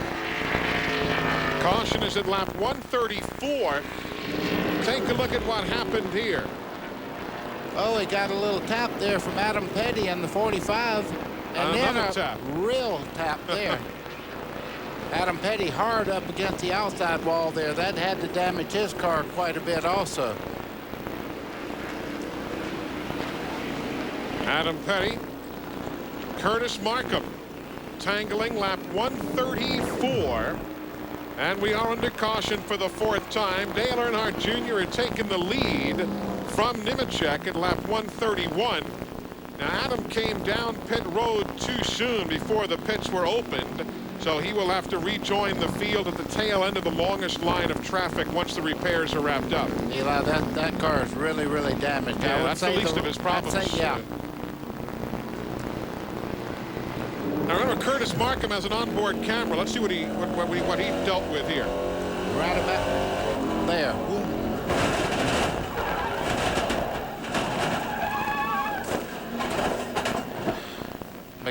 Makes me love my job, I'm telling you. I've been there and felt that before. Watch Adam Petty hit him right there and really hit him hard in the left rear corner. And you saw those 2 guys in the foreground saying they're coming our way. Let's get out of here. And they lumbered to safety. So pit stops and all the questions about fuel going out the window. These stops at lap 136, Larry Mack. Joe Nemechek brings his car down pit road, 45 miles an hour pit road speed, brings it to the attention of Brian Patty and the crew. Really couldn't get him to tell me whether he was going to change 2 or 4. Maybe a good time to change 2 tires since they only have 30-something laps. They go to the right side, tear the windshield tear-off off. Looks like it's going to be a 4-tire stop.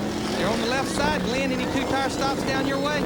Yeah, Larry, I'm looking at 93. They're making a chassis adjustment on Dave Blaney right now. They've got the right side done. They're on the left side.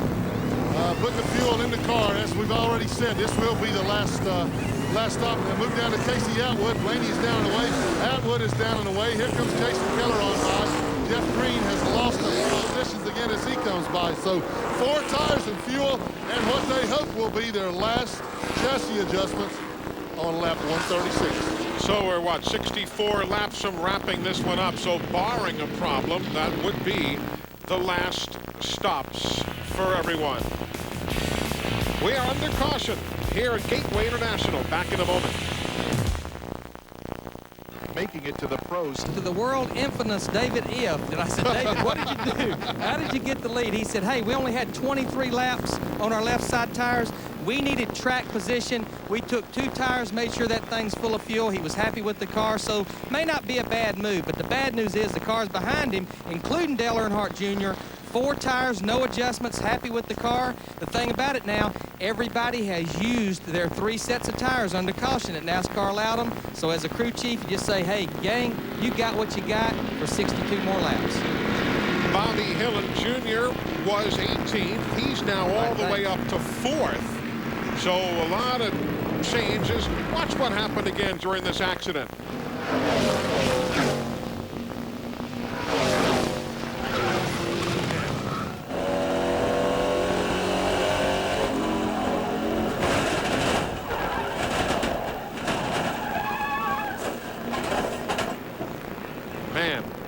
is something right there. So we're getting the 1 to go signal. Field is 1 lap away from going to green. Adam Petty is going to join Curtis Markham in the garage area. Yeah, the whole front of that car was caved in. I knew when he pulled in that the radiator had to be broken on the car. Also, Eli was having to hold both hands up in to keep me from yelling when he hit the wall. Wow, I'm going to tell you right now, I've been there and done that, and it's not a good feeling when you know that you're going to get hit from cars that are coming at you. And there you see Adam Petty's machine being pushed towards the garage. He will join Tim Fedewa, Brad Loney, Jeffrey Bodine, Buckshot Jones, Joe Bessie, Curtis Markham, and of course Petty going in. There's the race leader, Kenny Wallace. We've seen David Blankenship drive that car at times this year when Kenny's NASCAR Winston Cup obligations kept him away.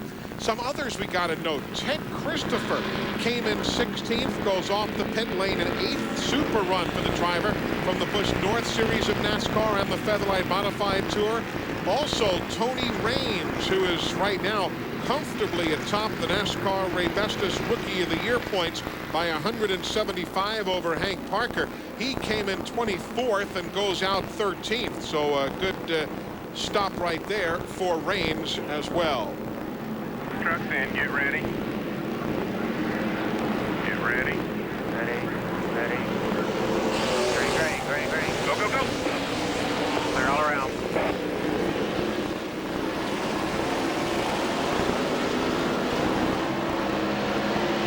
Everybody back into turn 1. You see Hank Parker Jr. in that yellow machine unlapping himself. He is now on the tail end of the lead lap. If he can stay there. I don't think he can. Joe Nemechek's car is so very strong on the restarts, and so is the 3 of Earnhardt. And you saw Kenny Wallace getting shuffled right off that start back to 3rd. Yeah, new tires got to help on a racetrack that's this flat. You need all the grip you can get, and when you have used tires, you can see what's happening to him right now. And there you see Hank Parker Jr. about to go the lap down again, and does. Our junior put him away also.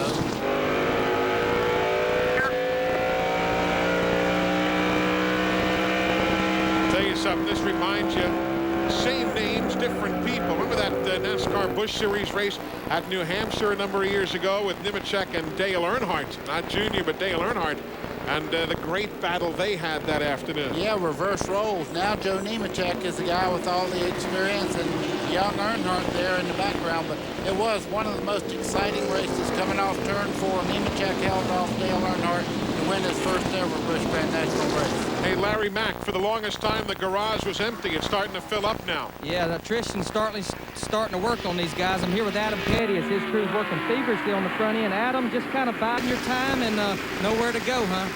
Yeah, my car went away really, really bad there after the beginning of the race, and it's my fault. I feel terrible for Curtis. He had a good run in his first race with Graybar, and I just pushed up and took him out. It was my fault, and we'll fix it. Go back out there, try to get some rookie points, and go to IRP next week. Well, that's the thing, you know, even with just a handful of laps to go, they're trying to get this car back out there, get those Busch points, and get those rookie points. Adam Petty is 3rd in the Ray Bestis Rookie of the Year standings, 221 points behind Raines. There's Randy LaJoy following Jason Keller, 6th and 7th. LaJoy is in that number 1 car.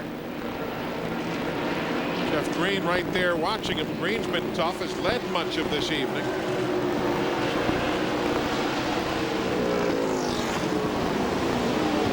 Seeing the fellows who are already done for the evening.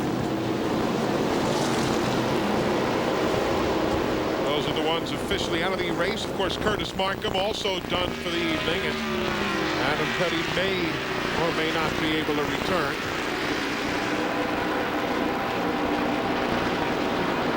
Watching Jason Keller there in the 57 car. In Myrtle Beach just a couple of weeks back, he was leading the race with 3 laps to go, had a tire go flat on his race car, and he lost to his teammate, Jeff Green. Had to be one of the biggest heartbreaks of his career. Still talks about it, you know, and as well you know, you guys guys who are drivers have to learn to, hey, finally dismiss something. You know, it happened, whatever, and it's over. As you see the battle right there for position, that's the third, given to Casey Atwood. But even to this moment, Jason Keller still kind of bothered by what happened there on the short track. Boy, winning's not easy, and when you lose one because of lap cars and one taking your left rear tire down, you remember it for a long time. Bobby Hillen and Matt Kenseth, 8th place there. Give it to Matt Kenseth, who grabs it in the 17 car. We're clear. Ted Christopher in that white number 13. Ted Christopher completely sideways in the center part of the corner.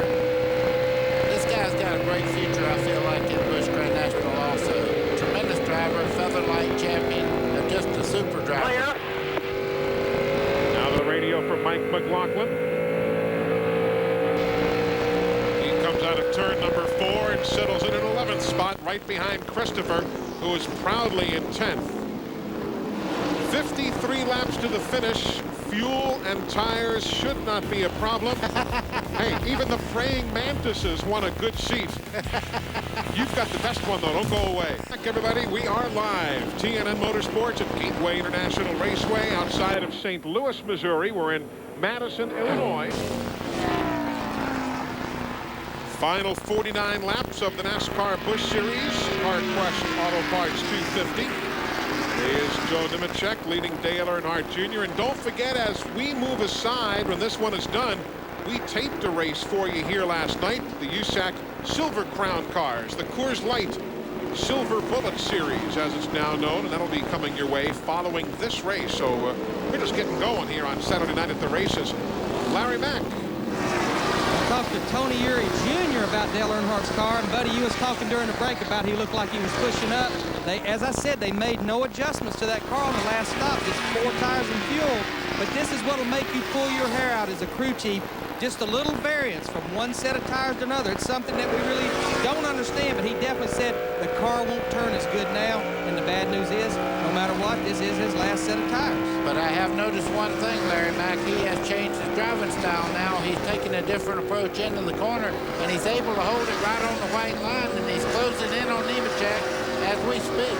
Well, I think that's what's going to make him a great race car driver, Buddy. Rather than staying out there saying, guys, it's pushing, it's pushing. He's searched around. It looks like to me he may have found a line that the car likes a little bit better right now, and that's a sign of a great race car driver. By the way, Larry McReynolds, how did your test go at Indianapolis last week, heading to the Brickyard next weekend? Well, it went real well, you know. We struggled the first day, but really hit on something the second day. Mike Skinner, he always likes it there, and we're looking forward to it. And, guys, I think we just had a lead change, too. Indeed we did, going into the corner, but can he hang on to it? Can Nemechek get back inside of Dale Earnhardt Jr.? We've seen his daddy do that move a few times. Joe Nemechek had to cross his car up or make contact with Dale Earnhardt Jr. He gave him a great break right there because Earnhardt moved up in the center part of the corner and then pulled back down, and they almost had contact there.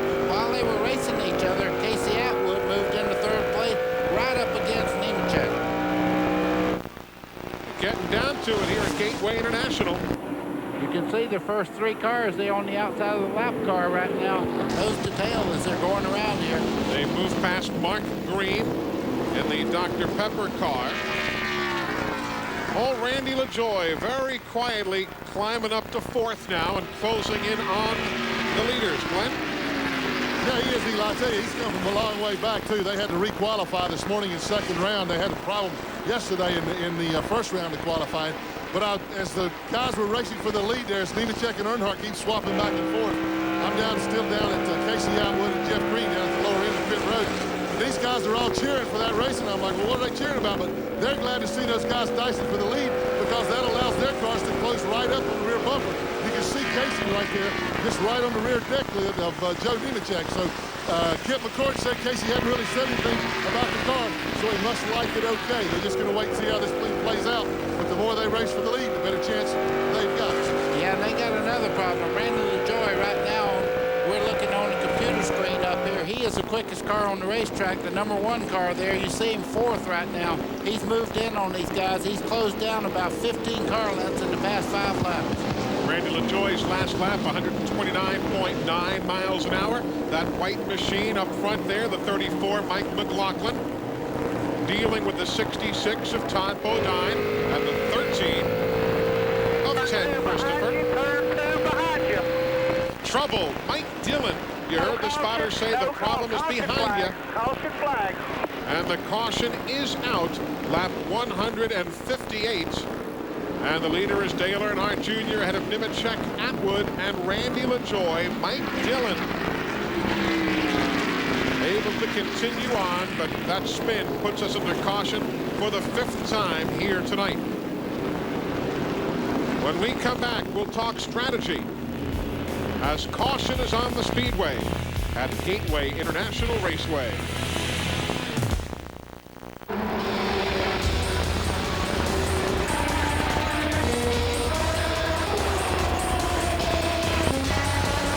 Hold it, Harry. You know you can't use Duraloop fuel treatment in your Indy car. It's an unfair advantage. I'm not allowed to use the sparks in my Indy car, but in my road car, I want the Duraloop advantage. Duraloop is scientifically formulated to clean, condition, and protect your fuel system for a smoother running engine with more power and less harmful emissions. Duraloop fuel treatment, tomorrow's technology today. Rogaine Extra works for 4 out of 5 men. I like my chances. Only Rogaine has extra strength, and it's proven to stop hair loss or regrow hair. Rogaine Extra Strength, proven to work. You got feet that sweat for a living, and you get athlete's foot. Smart guys know comfort comes in yellow. There in turn number 2, brought out the caution. Great crowd on hand, some 70,000 folks here at Gateway International. And don't forget, those of you on the East Coast, as soon as this race takes the checkered flag and we wrap up in Victory Lane and so on, we have got taped coverage for you of last night's USAC race here, the Coors Light Silver Bullet Series. And it really was a special race. You talked about guys swapping up the lead. We won't tell you all that went on, but it's worth your time. The USAC Shop and Save 100 for those of you on the East Coast coming up as soon as we move aside here at Gateway International. Yeah. Everybody getting set to go back to green. Let's check in with Larry McReynolds. I walked and talked down to Mark Reno, crew chief for Randy LaJoie. This is the same car they've run the last 3 races. This is the 4th race in a row. Started 27th. Randy told me before the race, he said, Larry, the car is good. I just can't get going on 1 lap of qualifying. So started deep in the field, but he's doing the same thing he's done with that car, all the flat tracks. He definitely wanted this caution, so he's in position. Glenn? Well, I'm in Mike Dillon's pit. You know, he spun and caused that caution there, and of course they flat spotted the tires and he came in, but the tire, and they changed tires, and the tire rule was, and still is, you only got 3 sets under caution. They put tires on the car, they put 4 tires on it. The penalty for that is 1 lap per tire. They are holding him for 4 laps. Expensive, very expensive pit stop. Now Kenny Wallace being released from the pit lane. Meanwhile, word we're getting from the pit road is that Jeff Purvis has transmission problems, 4th gear only, back in 25th position, as you see Kenny Wallace being held at the head end of pit road. 4th gear only for a Jeff Purvis. What does that mean on a restart, buddy? Well, he better hope that he has like a Jericho transmission where once you get it going, you can jerk it into gear. You don't have to use the clutch because it don't have a throwout bearing, so it's okay once you get it rolling. But in and out of the pits is a real problem, getting, say, stopped and then trying to get it back in gear and go. Saw that penalty being assessed to Mike Dillon. There you see Jeff Purvis. He'll stay on the lead lap in 25th. He's the last driver on the lead lap. And he has voluntarily dropped back. He didn't want to be in the midst of everybody there in case he couldn't come up to speed. And he's going to drop back a little bit and try and get a running start. Exactly. He'll try to pick the throttle up and catch them as they take off there, rather than being up in the way as they take off. Go.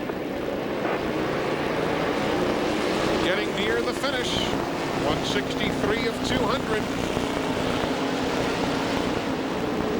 Dale Earnhardt Jr. continues as the race leader. Took the top spot at 154. That yellow car in the mix there, Hank Parker Jr., still a lap down at 26.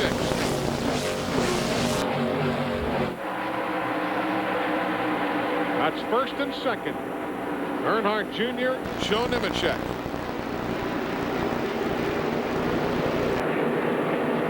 They're still holding Mike Dillon. Now that final lap expires, and he gets the green flag to proceed.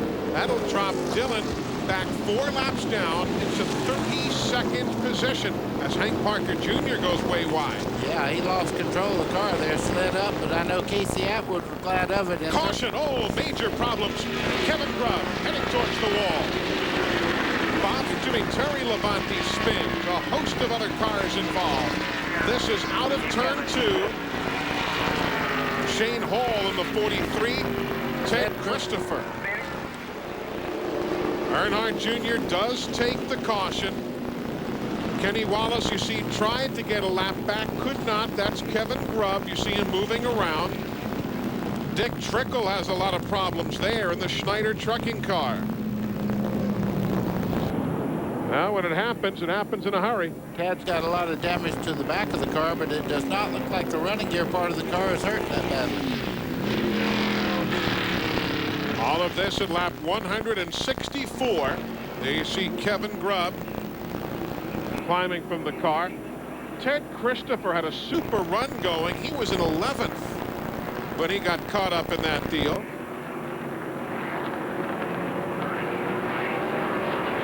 Let's take a look at exactly what happened.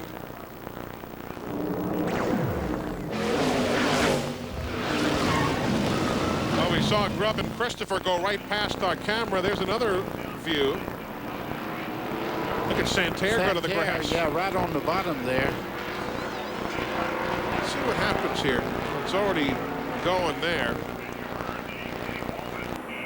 Santerre in the grass. He was real lucky he didn't spin back up in harm's way there. Well, let's take one more view again from our speed shot camera coming off the corner. We saw Trickle get a piece of Christopher, and we are under caution for the 6th time tonight. On his machine, after running as high as 11th, he's back in 26th now, a lap down. He was involved right there. You see him going around in the 13.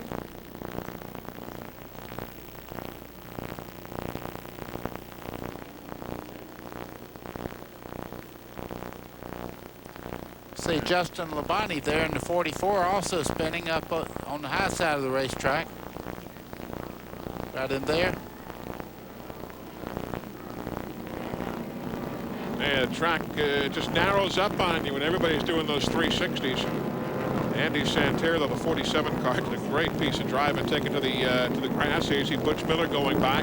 Adam Petty has returned, by the way. As you look at Ted Christopher, Adam is, you saw him going by in that accident. He's 23 laps down, but they have gotten the Spree car back out there.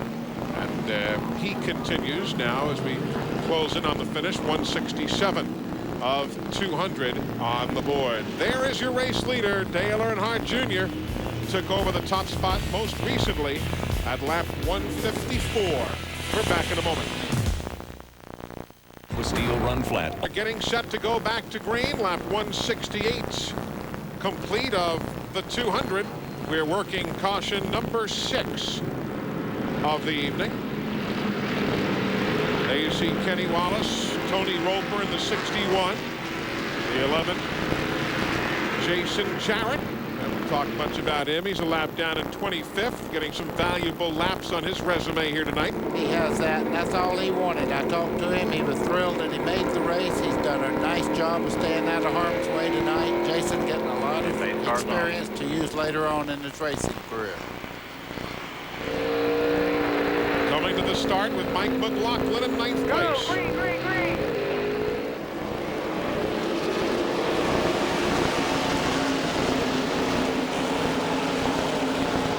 Earnhardt Jr. and Nemechek breaking away from the lap traffic that time. They'll put Hank Parker Jr. there as the buffer car. And Casey Atwood really needs to make a move right now. He finally got by Hank Parker Jr. He's the 3rd car you see there, and just behind him, Randy LaJoie in the 1 car.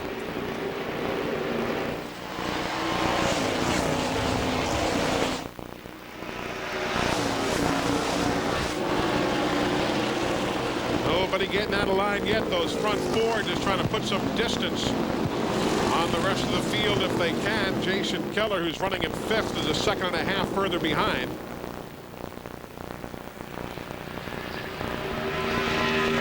There's no strategy now. It's just the guys that have great cars, good handling cars, and Randy LaJoie was the quickest. The 4th place car that you see coming through the corner right at this moment was the quickest just before the caution. So as the tires get hotter, we'll see if he still has that edge. We have had 17 lead changes already tonight. They had 13 here a year ago. Been an action-packed evening as far as them swapping up the lead. Jeff Green going through your picture there. He's running in 7th. Mike McLaughlin now back in 9th. There goes Green in the 32, along with Blaney. Matt Kenseth in the 17 there, and just behind him, Mike McLaughlin in the 34, and then Todd Bodine, 66.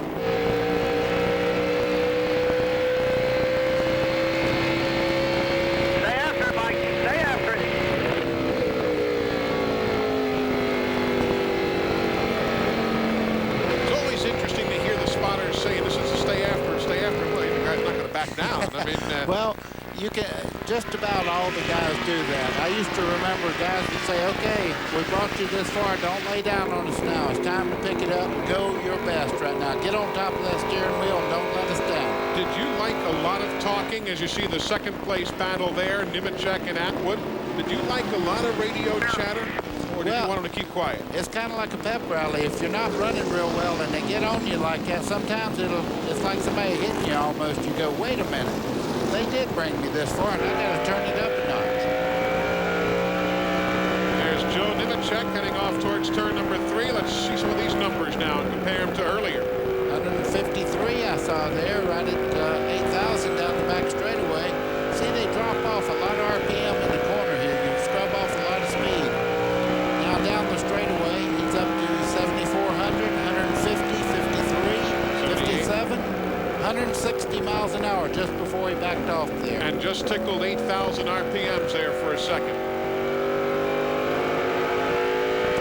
Randy LaJoie looking on the inside of Casey Atwood down the back straightaway. And Randy LaJoie gets him going into the corner. 3rd place now for Randy LaJoie. And Jason Keller there in the 57 now has picked it up a notch or two. He's moved in here. Tell you, that whole Progressive Motorsports team, Keller and Jeff Green, what a season they've had. Oh, they've had a great season. Both of them have won this year, and quite frankly, a couple of breaks here and there, and they would have dominated this series. 25 laps to go. Larry Mack and Little E hang on there. Well, they're pretty optimistic down here. I talked to Tony Urey Jr. And with this car being pushy or tight, the best place for it is out front, because when he's following somebody, it don't have downforce on the front end, so they definitely want to keep that car out front. You're looking at him right there. He's definitely running around the bottom of the racetrack, buddy, and that's a sign that that car is going to be pretty tough for these last 25 laps. Yeah, he seems to be doing it his own way, but so is the one car there, Randy LaJoie, right on the bottom. As a matter of fact, across the rumble strips as he works on Joe Nemechek, and he go down the back straightaway. Listening to Nemechek's radio, this is for 2nd. Now he's got to make up a 2nd. That is what LaJoie trails Dale Earnhardt Jr. by. The one thing he has right now is clear air in front of him, and no cars to really mess up the aerodynamics on the race car. He'll get good downforce getting in the corner. As it gets closer to Earnhardt, then he picks up what we call an aero push. So right now we'll see if he has the power to catch up with Earnhardt Jr. I don't know. It looks like Earnhardt Jr. is just doing anything he wants to at the moment. That 9/10 of a second is now lengthened to 1.1 seconds. So last time by, LaJoie losing some ground.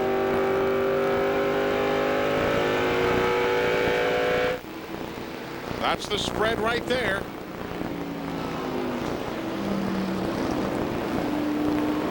You know, you just look at this line, though. There's people coming into action right now. Just behind this group, Jeff Green's moving in. Matt Kenseth's right behind him. We have a bunch of cars here that are very good race cars. It may be a factor as we end up, you know, we only have 22 laps to go, but you can see the makings of a good race here for the end. Got a dandy shaping up right now as we near the finish here at Gateway International Raceway. Running with third place Joe Nemechek, Casey Atwood right behind him in fourth. In the garage, Kevin Grubb, Curtis Markham, Joe Bessie, Buckshot Jones, Jeffrey Bodine, Brad Loney, and Tim Fedowa. Those are the drivers whose evening has ended early. Adam Petty, 23 laps down. He's back out there running. 49 laps down is Jeff Fuller, but he's out there running. And Phil Parsons is 35 laps down, but the Alltel car is still out there running. But for some, it's been that kind of a night. We're back in a moment.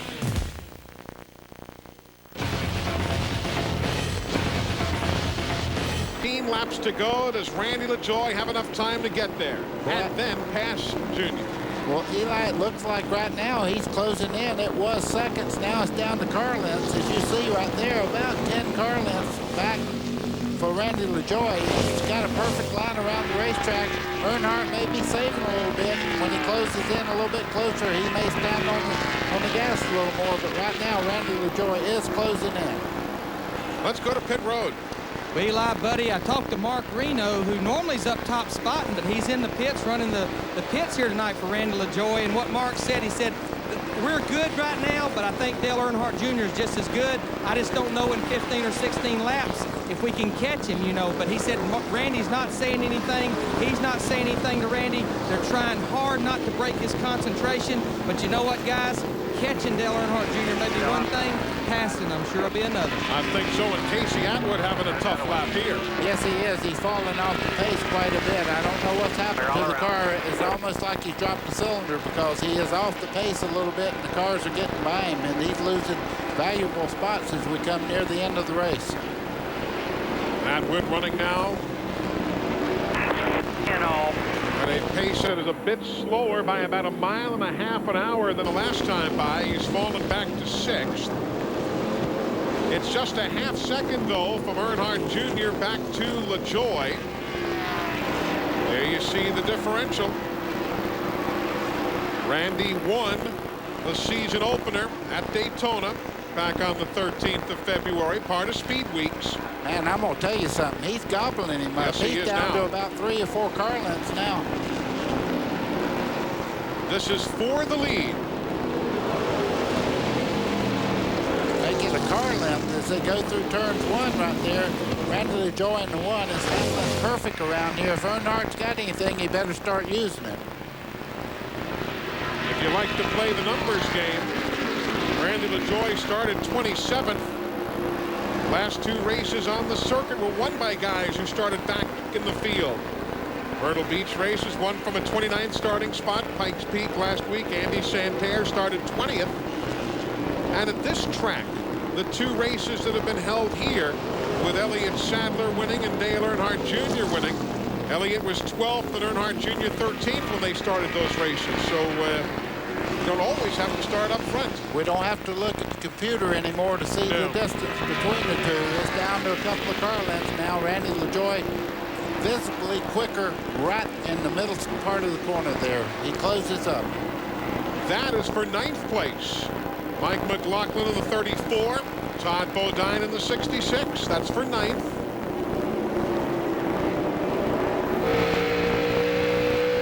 Next time the leaders come by, it'll be 10 laps to go.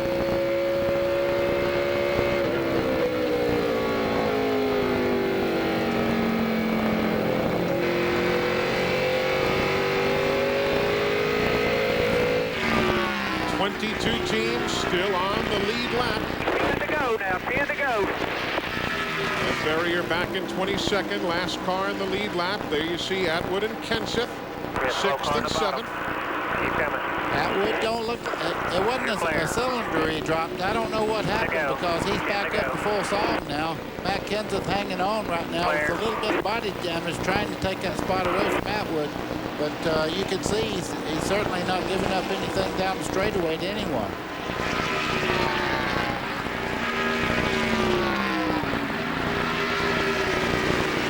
You know, I saw his hand out the window like Yeah. he may be just a little bit hot in that race car, and he's trying to get some air inside the car there. I don't know why. It's only 95 degrees at 10:30 at night. Yeah, and that kind of weekend here. Yeah. That's the lead right there. Yeah, but when you see a driver put his hands out the window like Redirect that, the air. yeah, that's what it looked like to me.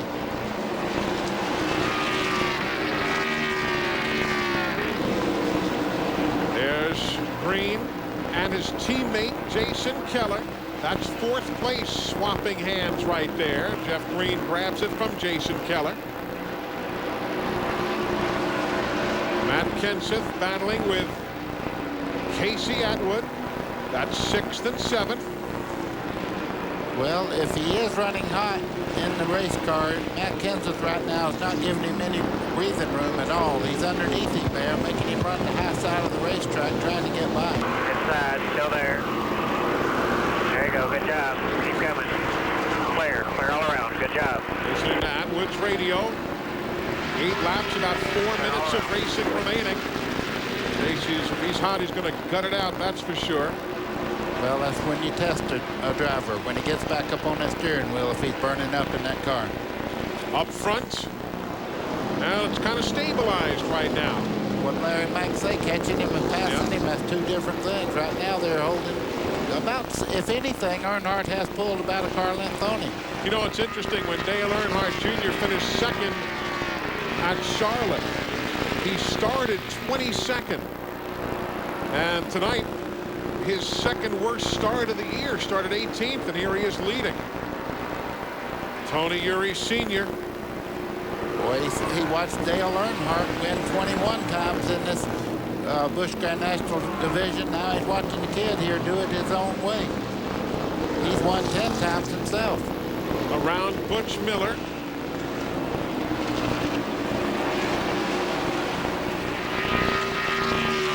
Took the lead at lap 154 most recently. Didn't lead for the first time until lap 86 for Dale Earnhardt. Larry Mack, I don't know if LaJoie's got anything left with 5 to go. I don't either, Eli. I talked to Mark Reno, and he said he's still not saying anything, but you'll remember this phrase. I'm not so sure that Randy LaJoie run him down, and I believe he got the goodie out of the tires. I believe those tires are gone. Larry explained what the goodie in the tires meant when he joined us on the telecast at Myrtle Beach. Around Justin Labonte in the Slim Jim Chevrolet. Justin behind the wheel of that car. Just pulled over and let the race leaders go by. 5 laps to go. It'll be 4 when they come by.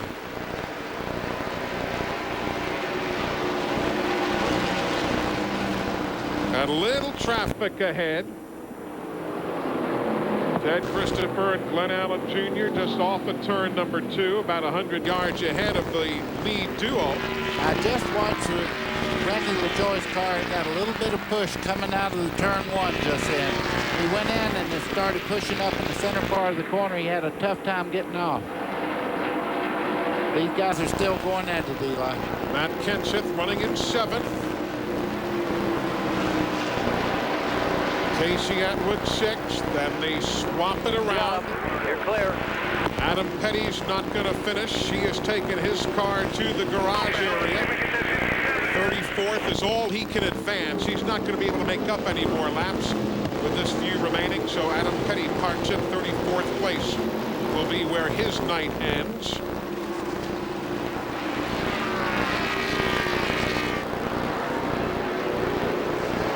One lap, you'll see the 1 car there. Randy LaJoie close into maybe 1-2 car lengths. Then Earnhardt will pull back an advantage again. 1 slip, though, on Earnhardt's part. If he ever got tied up with him, I don't know who would win. Randy LaJoie is one tenacious driver. Around Ted Christopher, who gives them all the room they need. Dale Earnhardt Jr. trying to repeat here at Gateway International. He won a year ago. Elliott Sadler won the inaugural a couple of years back. Matt Abernathy has the white flag in hand. 1 more lap around Gateway.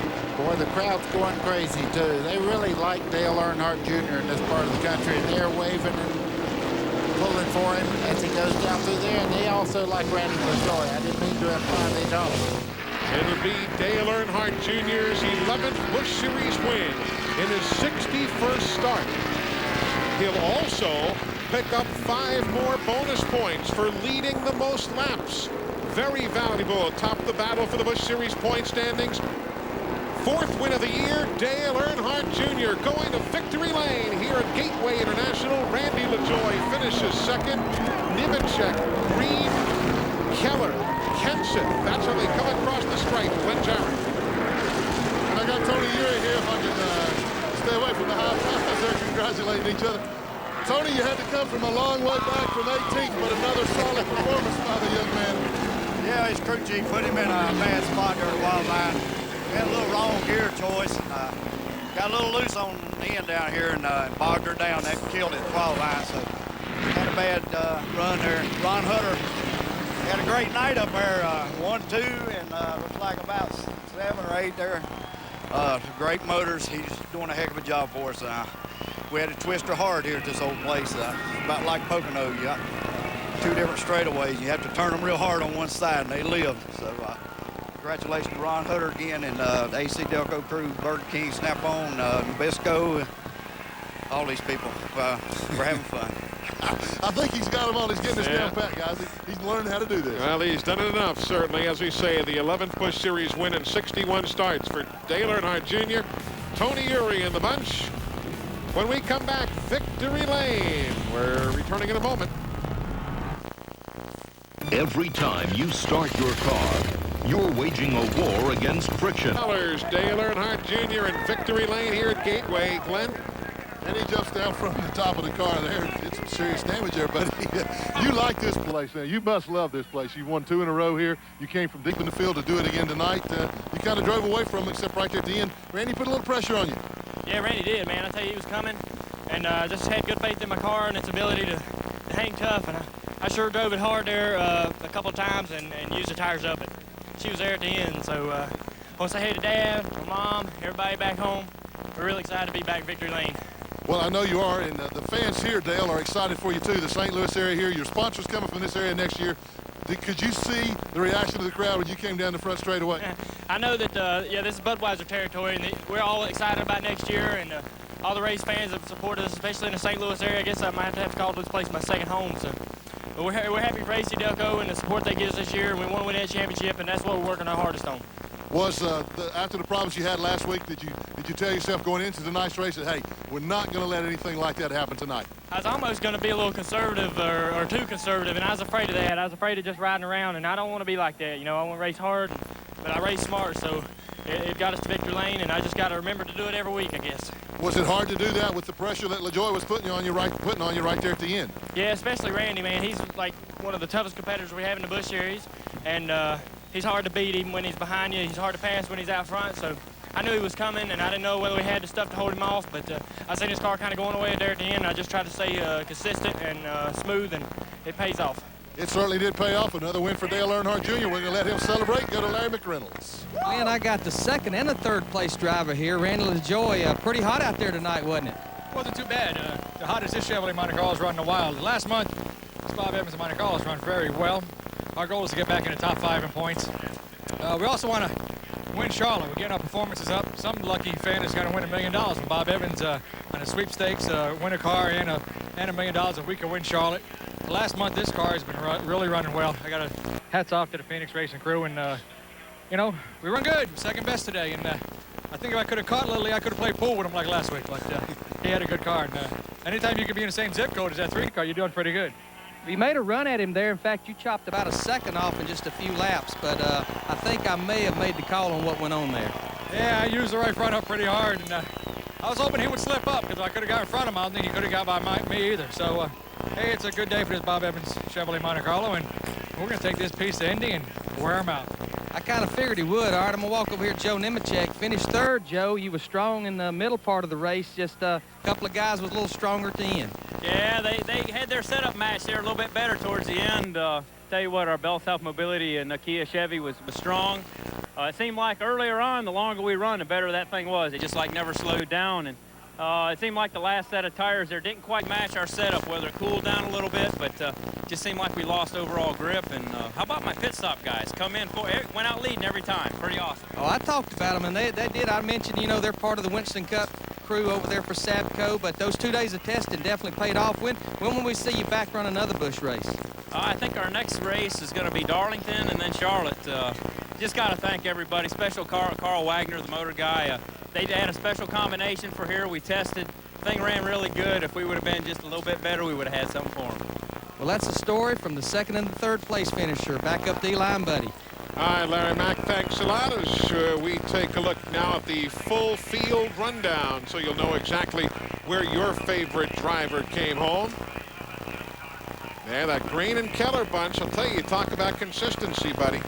Yeah, great team, and Jeff Green, you know, he had a bad pit stop, fought his way back up to fourth. Jason Keller consistently in the top 5. Further back, didn't talk much about Elton Sawyer tonight at all, but a very solid 13th up from a 31st place start. Bobby Hamilton Jr. couldn't stay on the lead lap, dropped a couple of laps early, but he's a good kid. He's going to learn, and Ted Christopher deserved better. And there you see the fellows who were involved in accidents or had mechanical failure and found themselves in the garage. Tim Fedowa, the first retiree, comes home a disappointing 43rd. Glenn, again, that Jeff Green, Jason Keller combo just awfully stout. I have to agree with you. I think right now, as far as the team concept goes, that this team has the two most consistent drivers in the series. Jason Keller, a good run. I know you hated to lose a few positions there at the end. You lost one to your teammate, but I know you're disappointed from Myrtle Beach, but you guys still, you run up front every week. Well, that's the main thing, you know. I hope Myrtle Beach isn't our last chance to win a race, you know. Had a lot of people from Fleming GMIGA here today, so what better way to, you know, get a good night than finish top 5. And we were just a little bit off, and both cars were, but, you know, to be a little bit off and still finish 4th and 5th, couldn't ask for a better teammate, couldn't ask for a better team. And Steve Acton made some really good calls, and I'm ready to get back to South Carolina. Deb, I love you. I'll see you tonight. Okay, we're going to step next door here and talk to your teammate, Jeff Green. He's standing over here next to his car. Of course, Jeff came home in 4th position, getting congratulations from the Bob Evans bunch there. And Jeff, just talking to Jason about the consistency that both these teams have right now. You have just been a model of consistency. The lap times, everything you do, maybe just a little bit off tonight, but still a pretty good run. It was a good run for the Clinic Chevrolet. Just started out pretty good. Glenn never could get it just exactly right, and I think the 3 and the 1 was exactly right. Got behind on the pit stop. I had a problem on the front, and as close as this field is, it's hard to make these spots up, and just got lucky there at the end and got around a couple guys, got back in the top 5 where we belong. Another good night for us. Hated we lost a little points to Junior, but we gained on Kenseth, and if we can just keep doing this every weekend in the top 5, I think we'll have something at the end of the year for them. Well, Jeff, I know you talked about that problem you had, and the first thing I saw was Harold Holly, your crew chief, jump down and talk to the guy that had the problem and console him like I said, hey, man, it's okay. We're going to need you next time. And I think that that's the spirit of this whole team. There's no finger pointing. There's no blaming anybody. You all pull together in good or bad. They've had some awesome ones over the past, and they're going to have every once in a while you're going to have a boo-boo, and everybody's human. I'm going to boo-boo every once in a while, but for the most part, I got an awesome team, having the best career year of my life, so I'm having a ball of a time. Well, he is. He's having a great time. He's doing a good job. The whole team is. I'll tell you what, guys, don't count them out for the championship. They're consistent. And NASCAR's points always reward consistency. 10 top 10 finishes in the last 11 races. Yeah, little Dale did all right tonight. Dale Earnhardt Jr.'s got a big fan. We're coming right back. If these walls could talk, they wouldn't tell you about the quality wood Fleetwood craftsmen use, but about 6-year-olds making s'mores for the first time.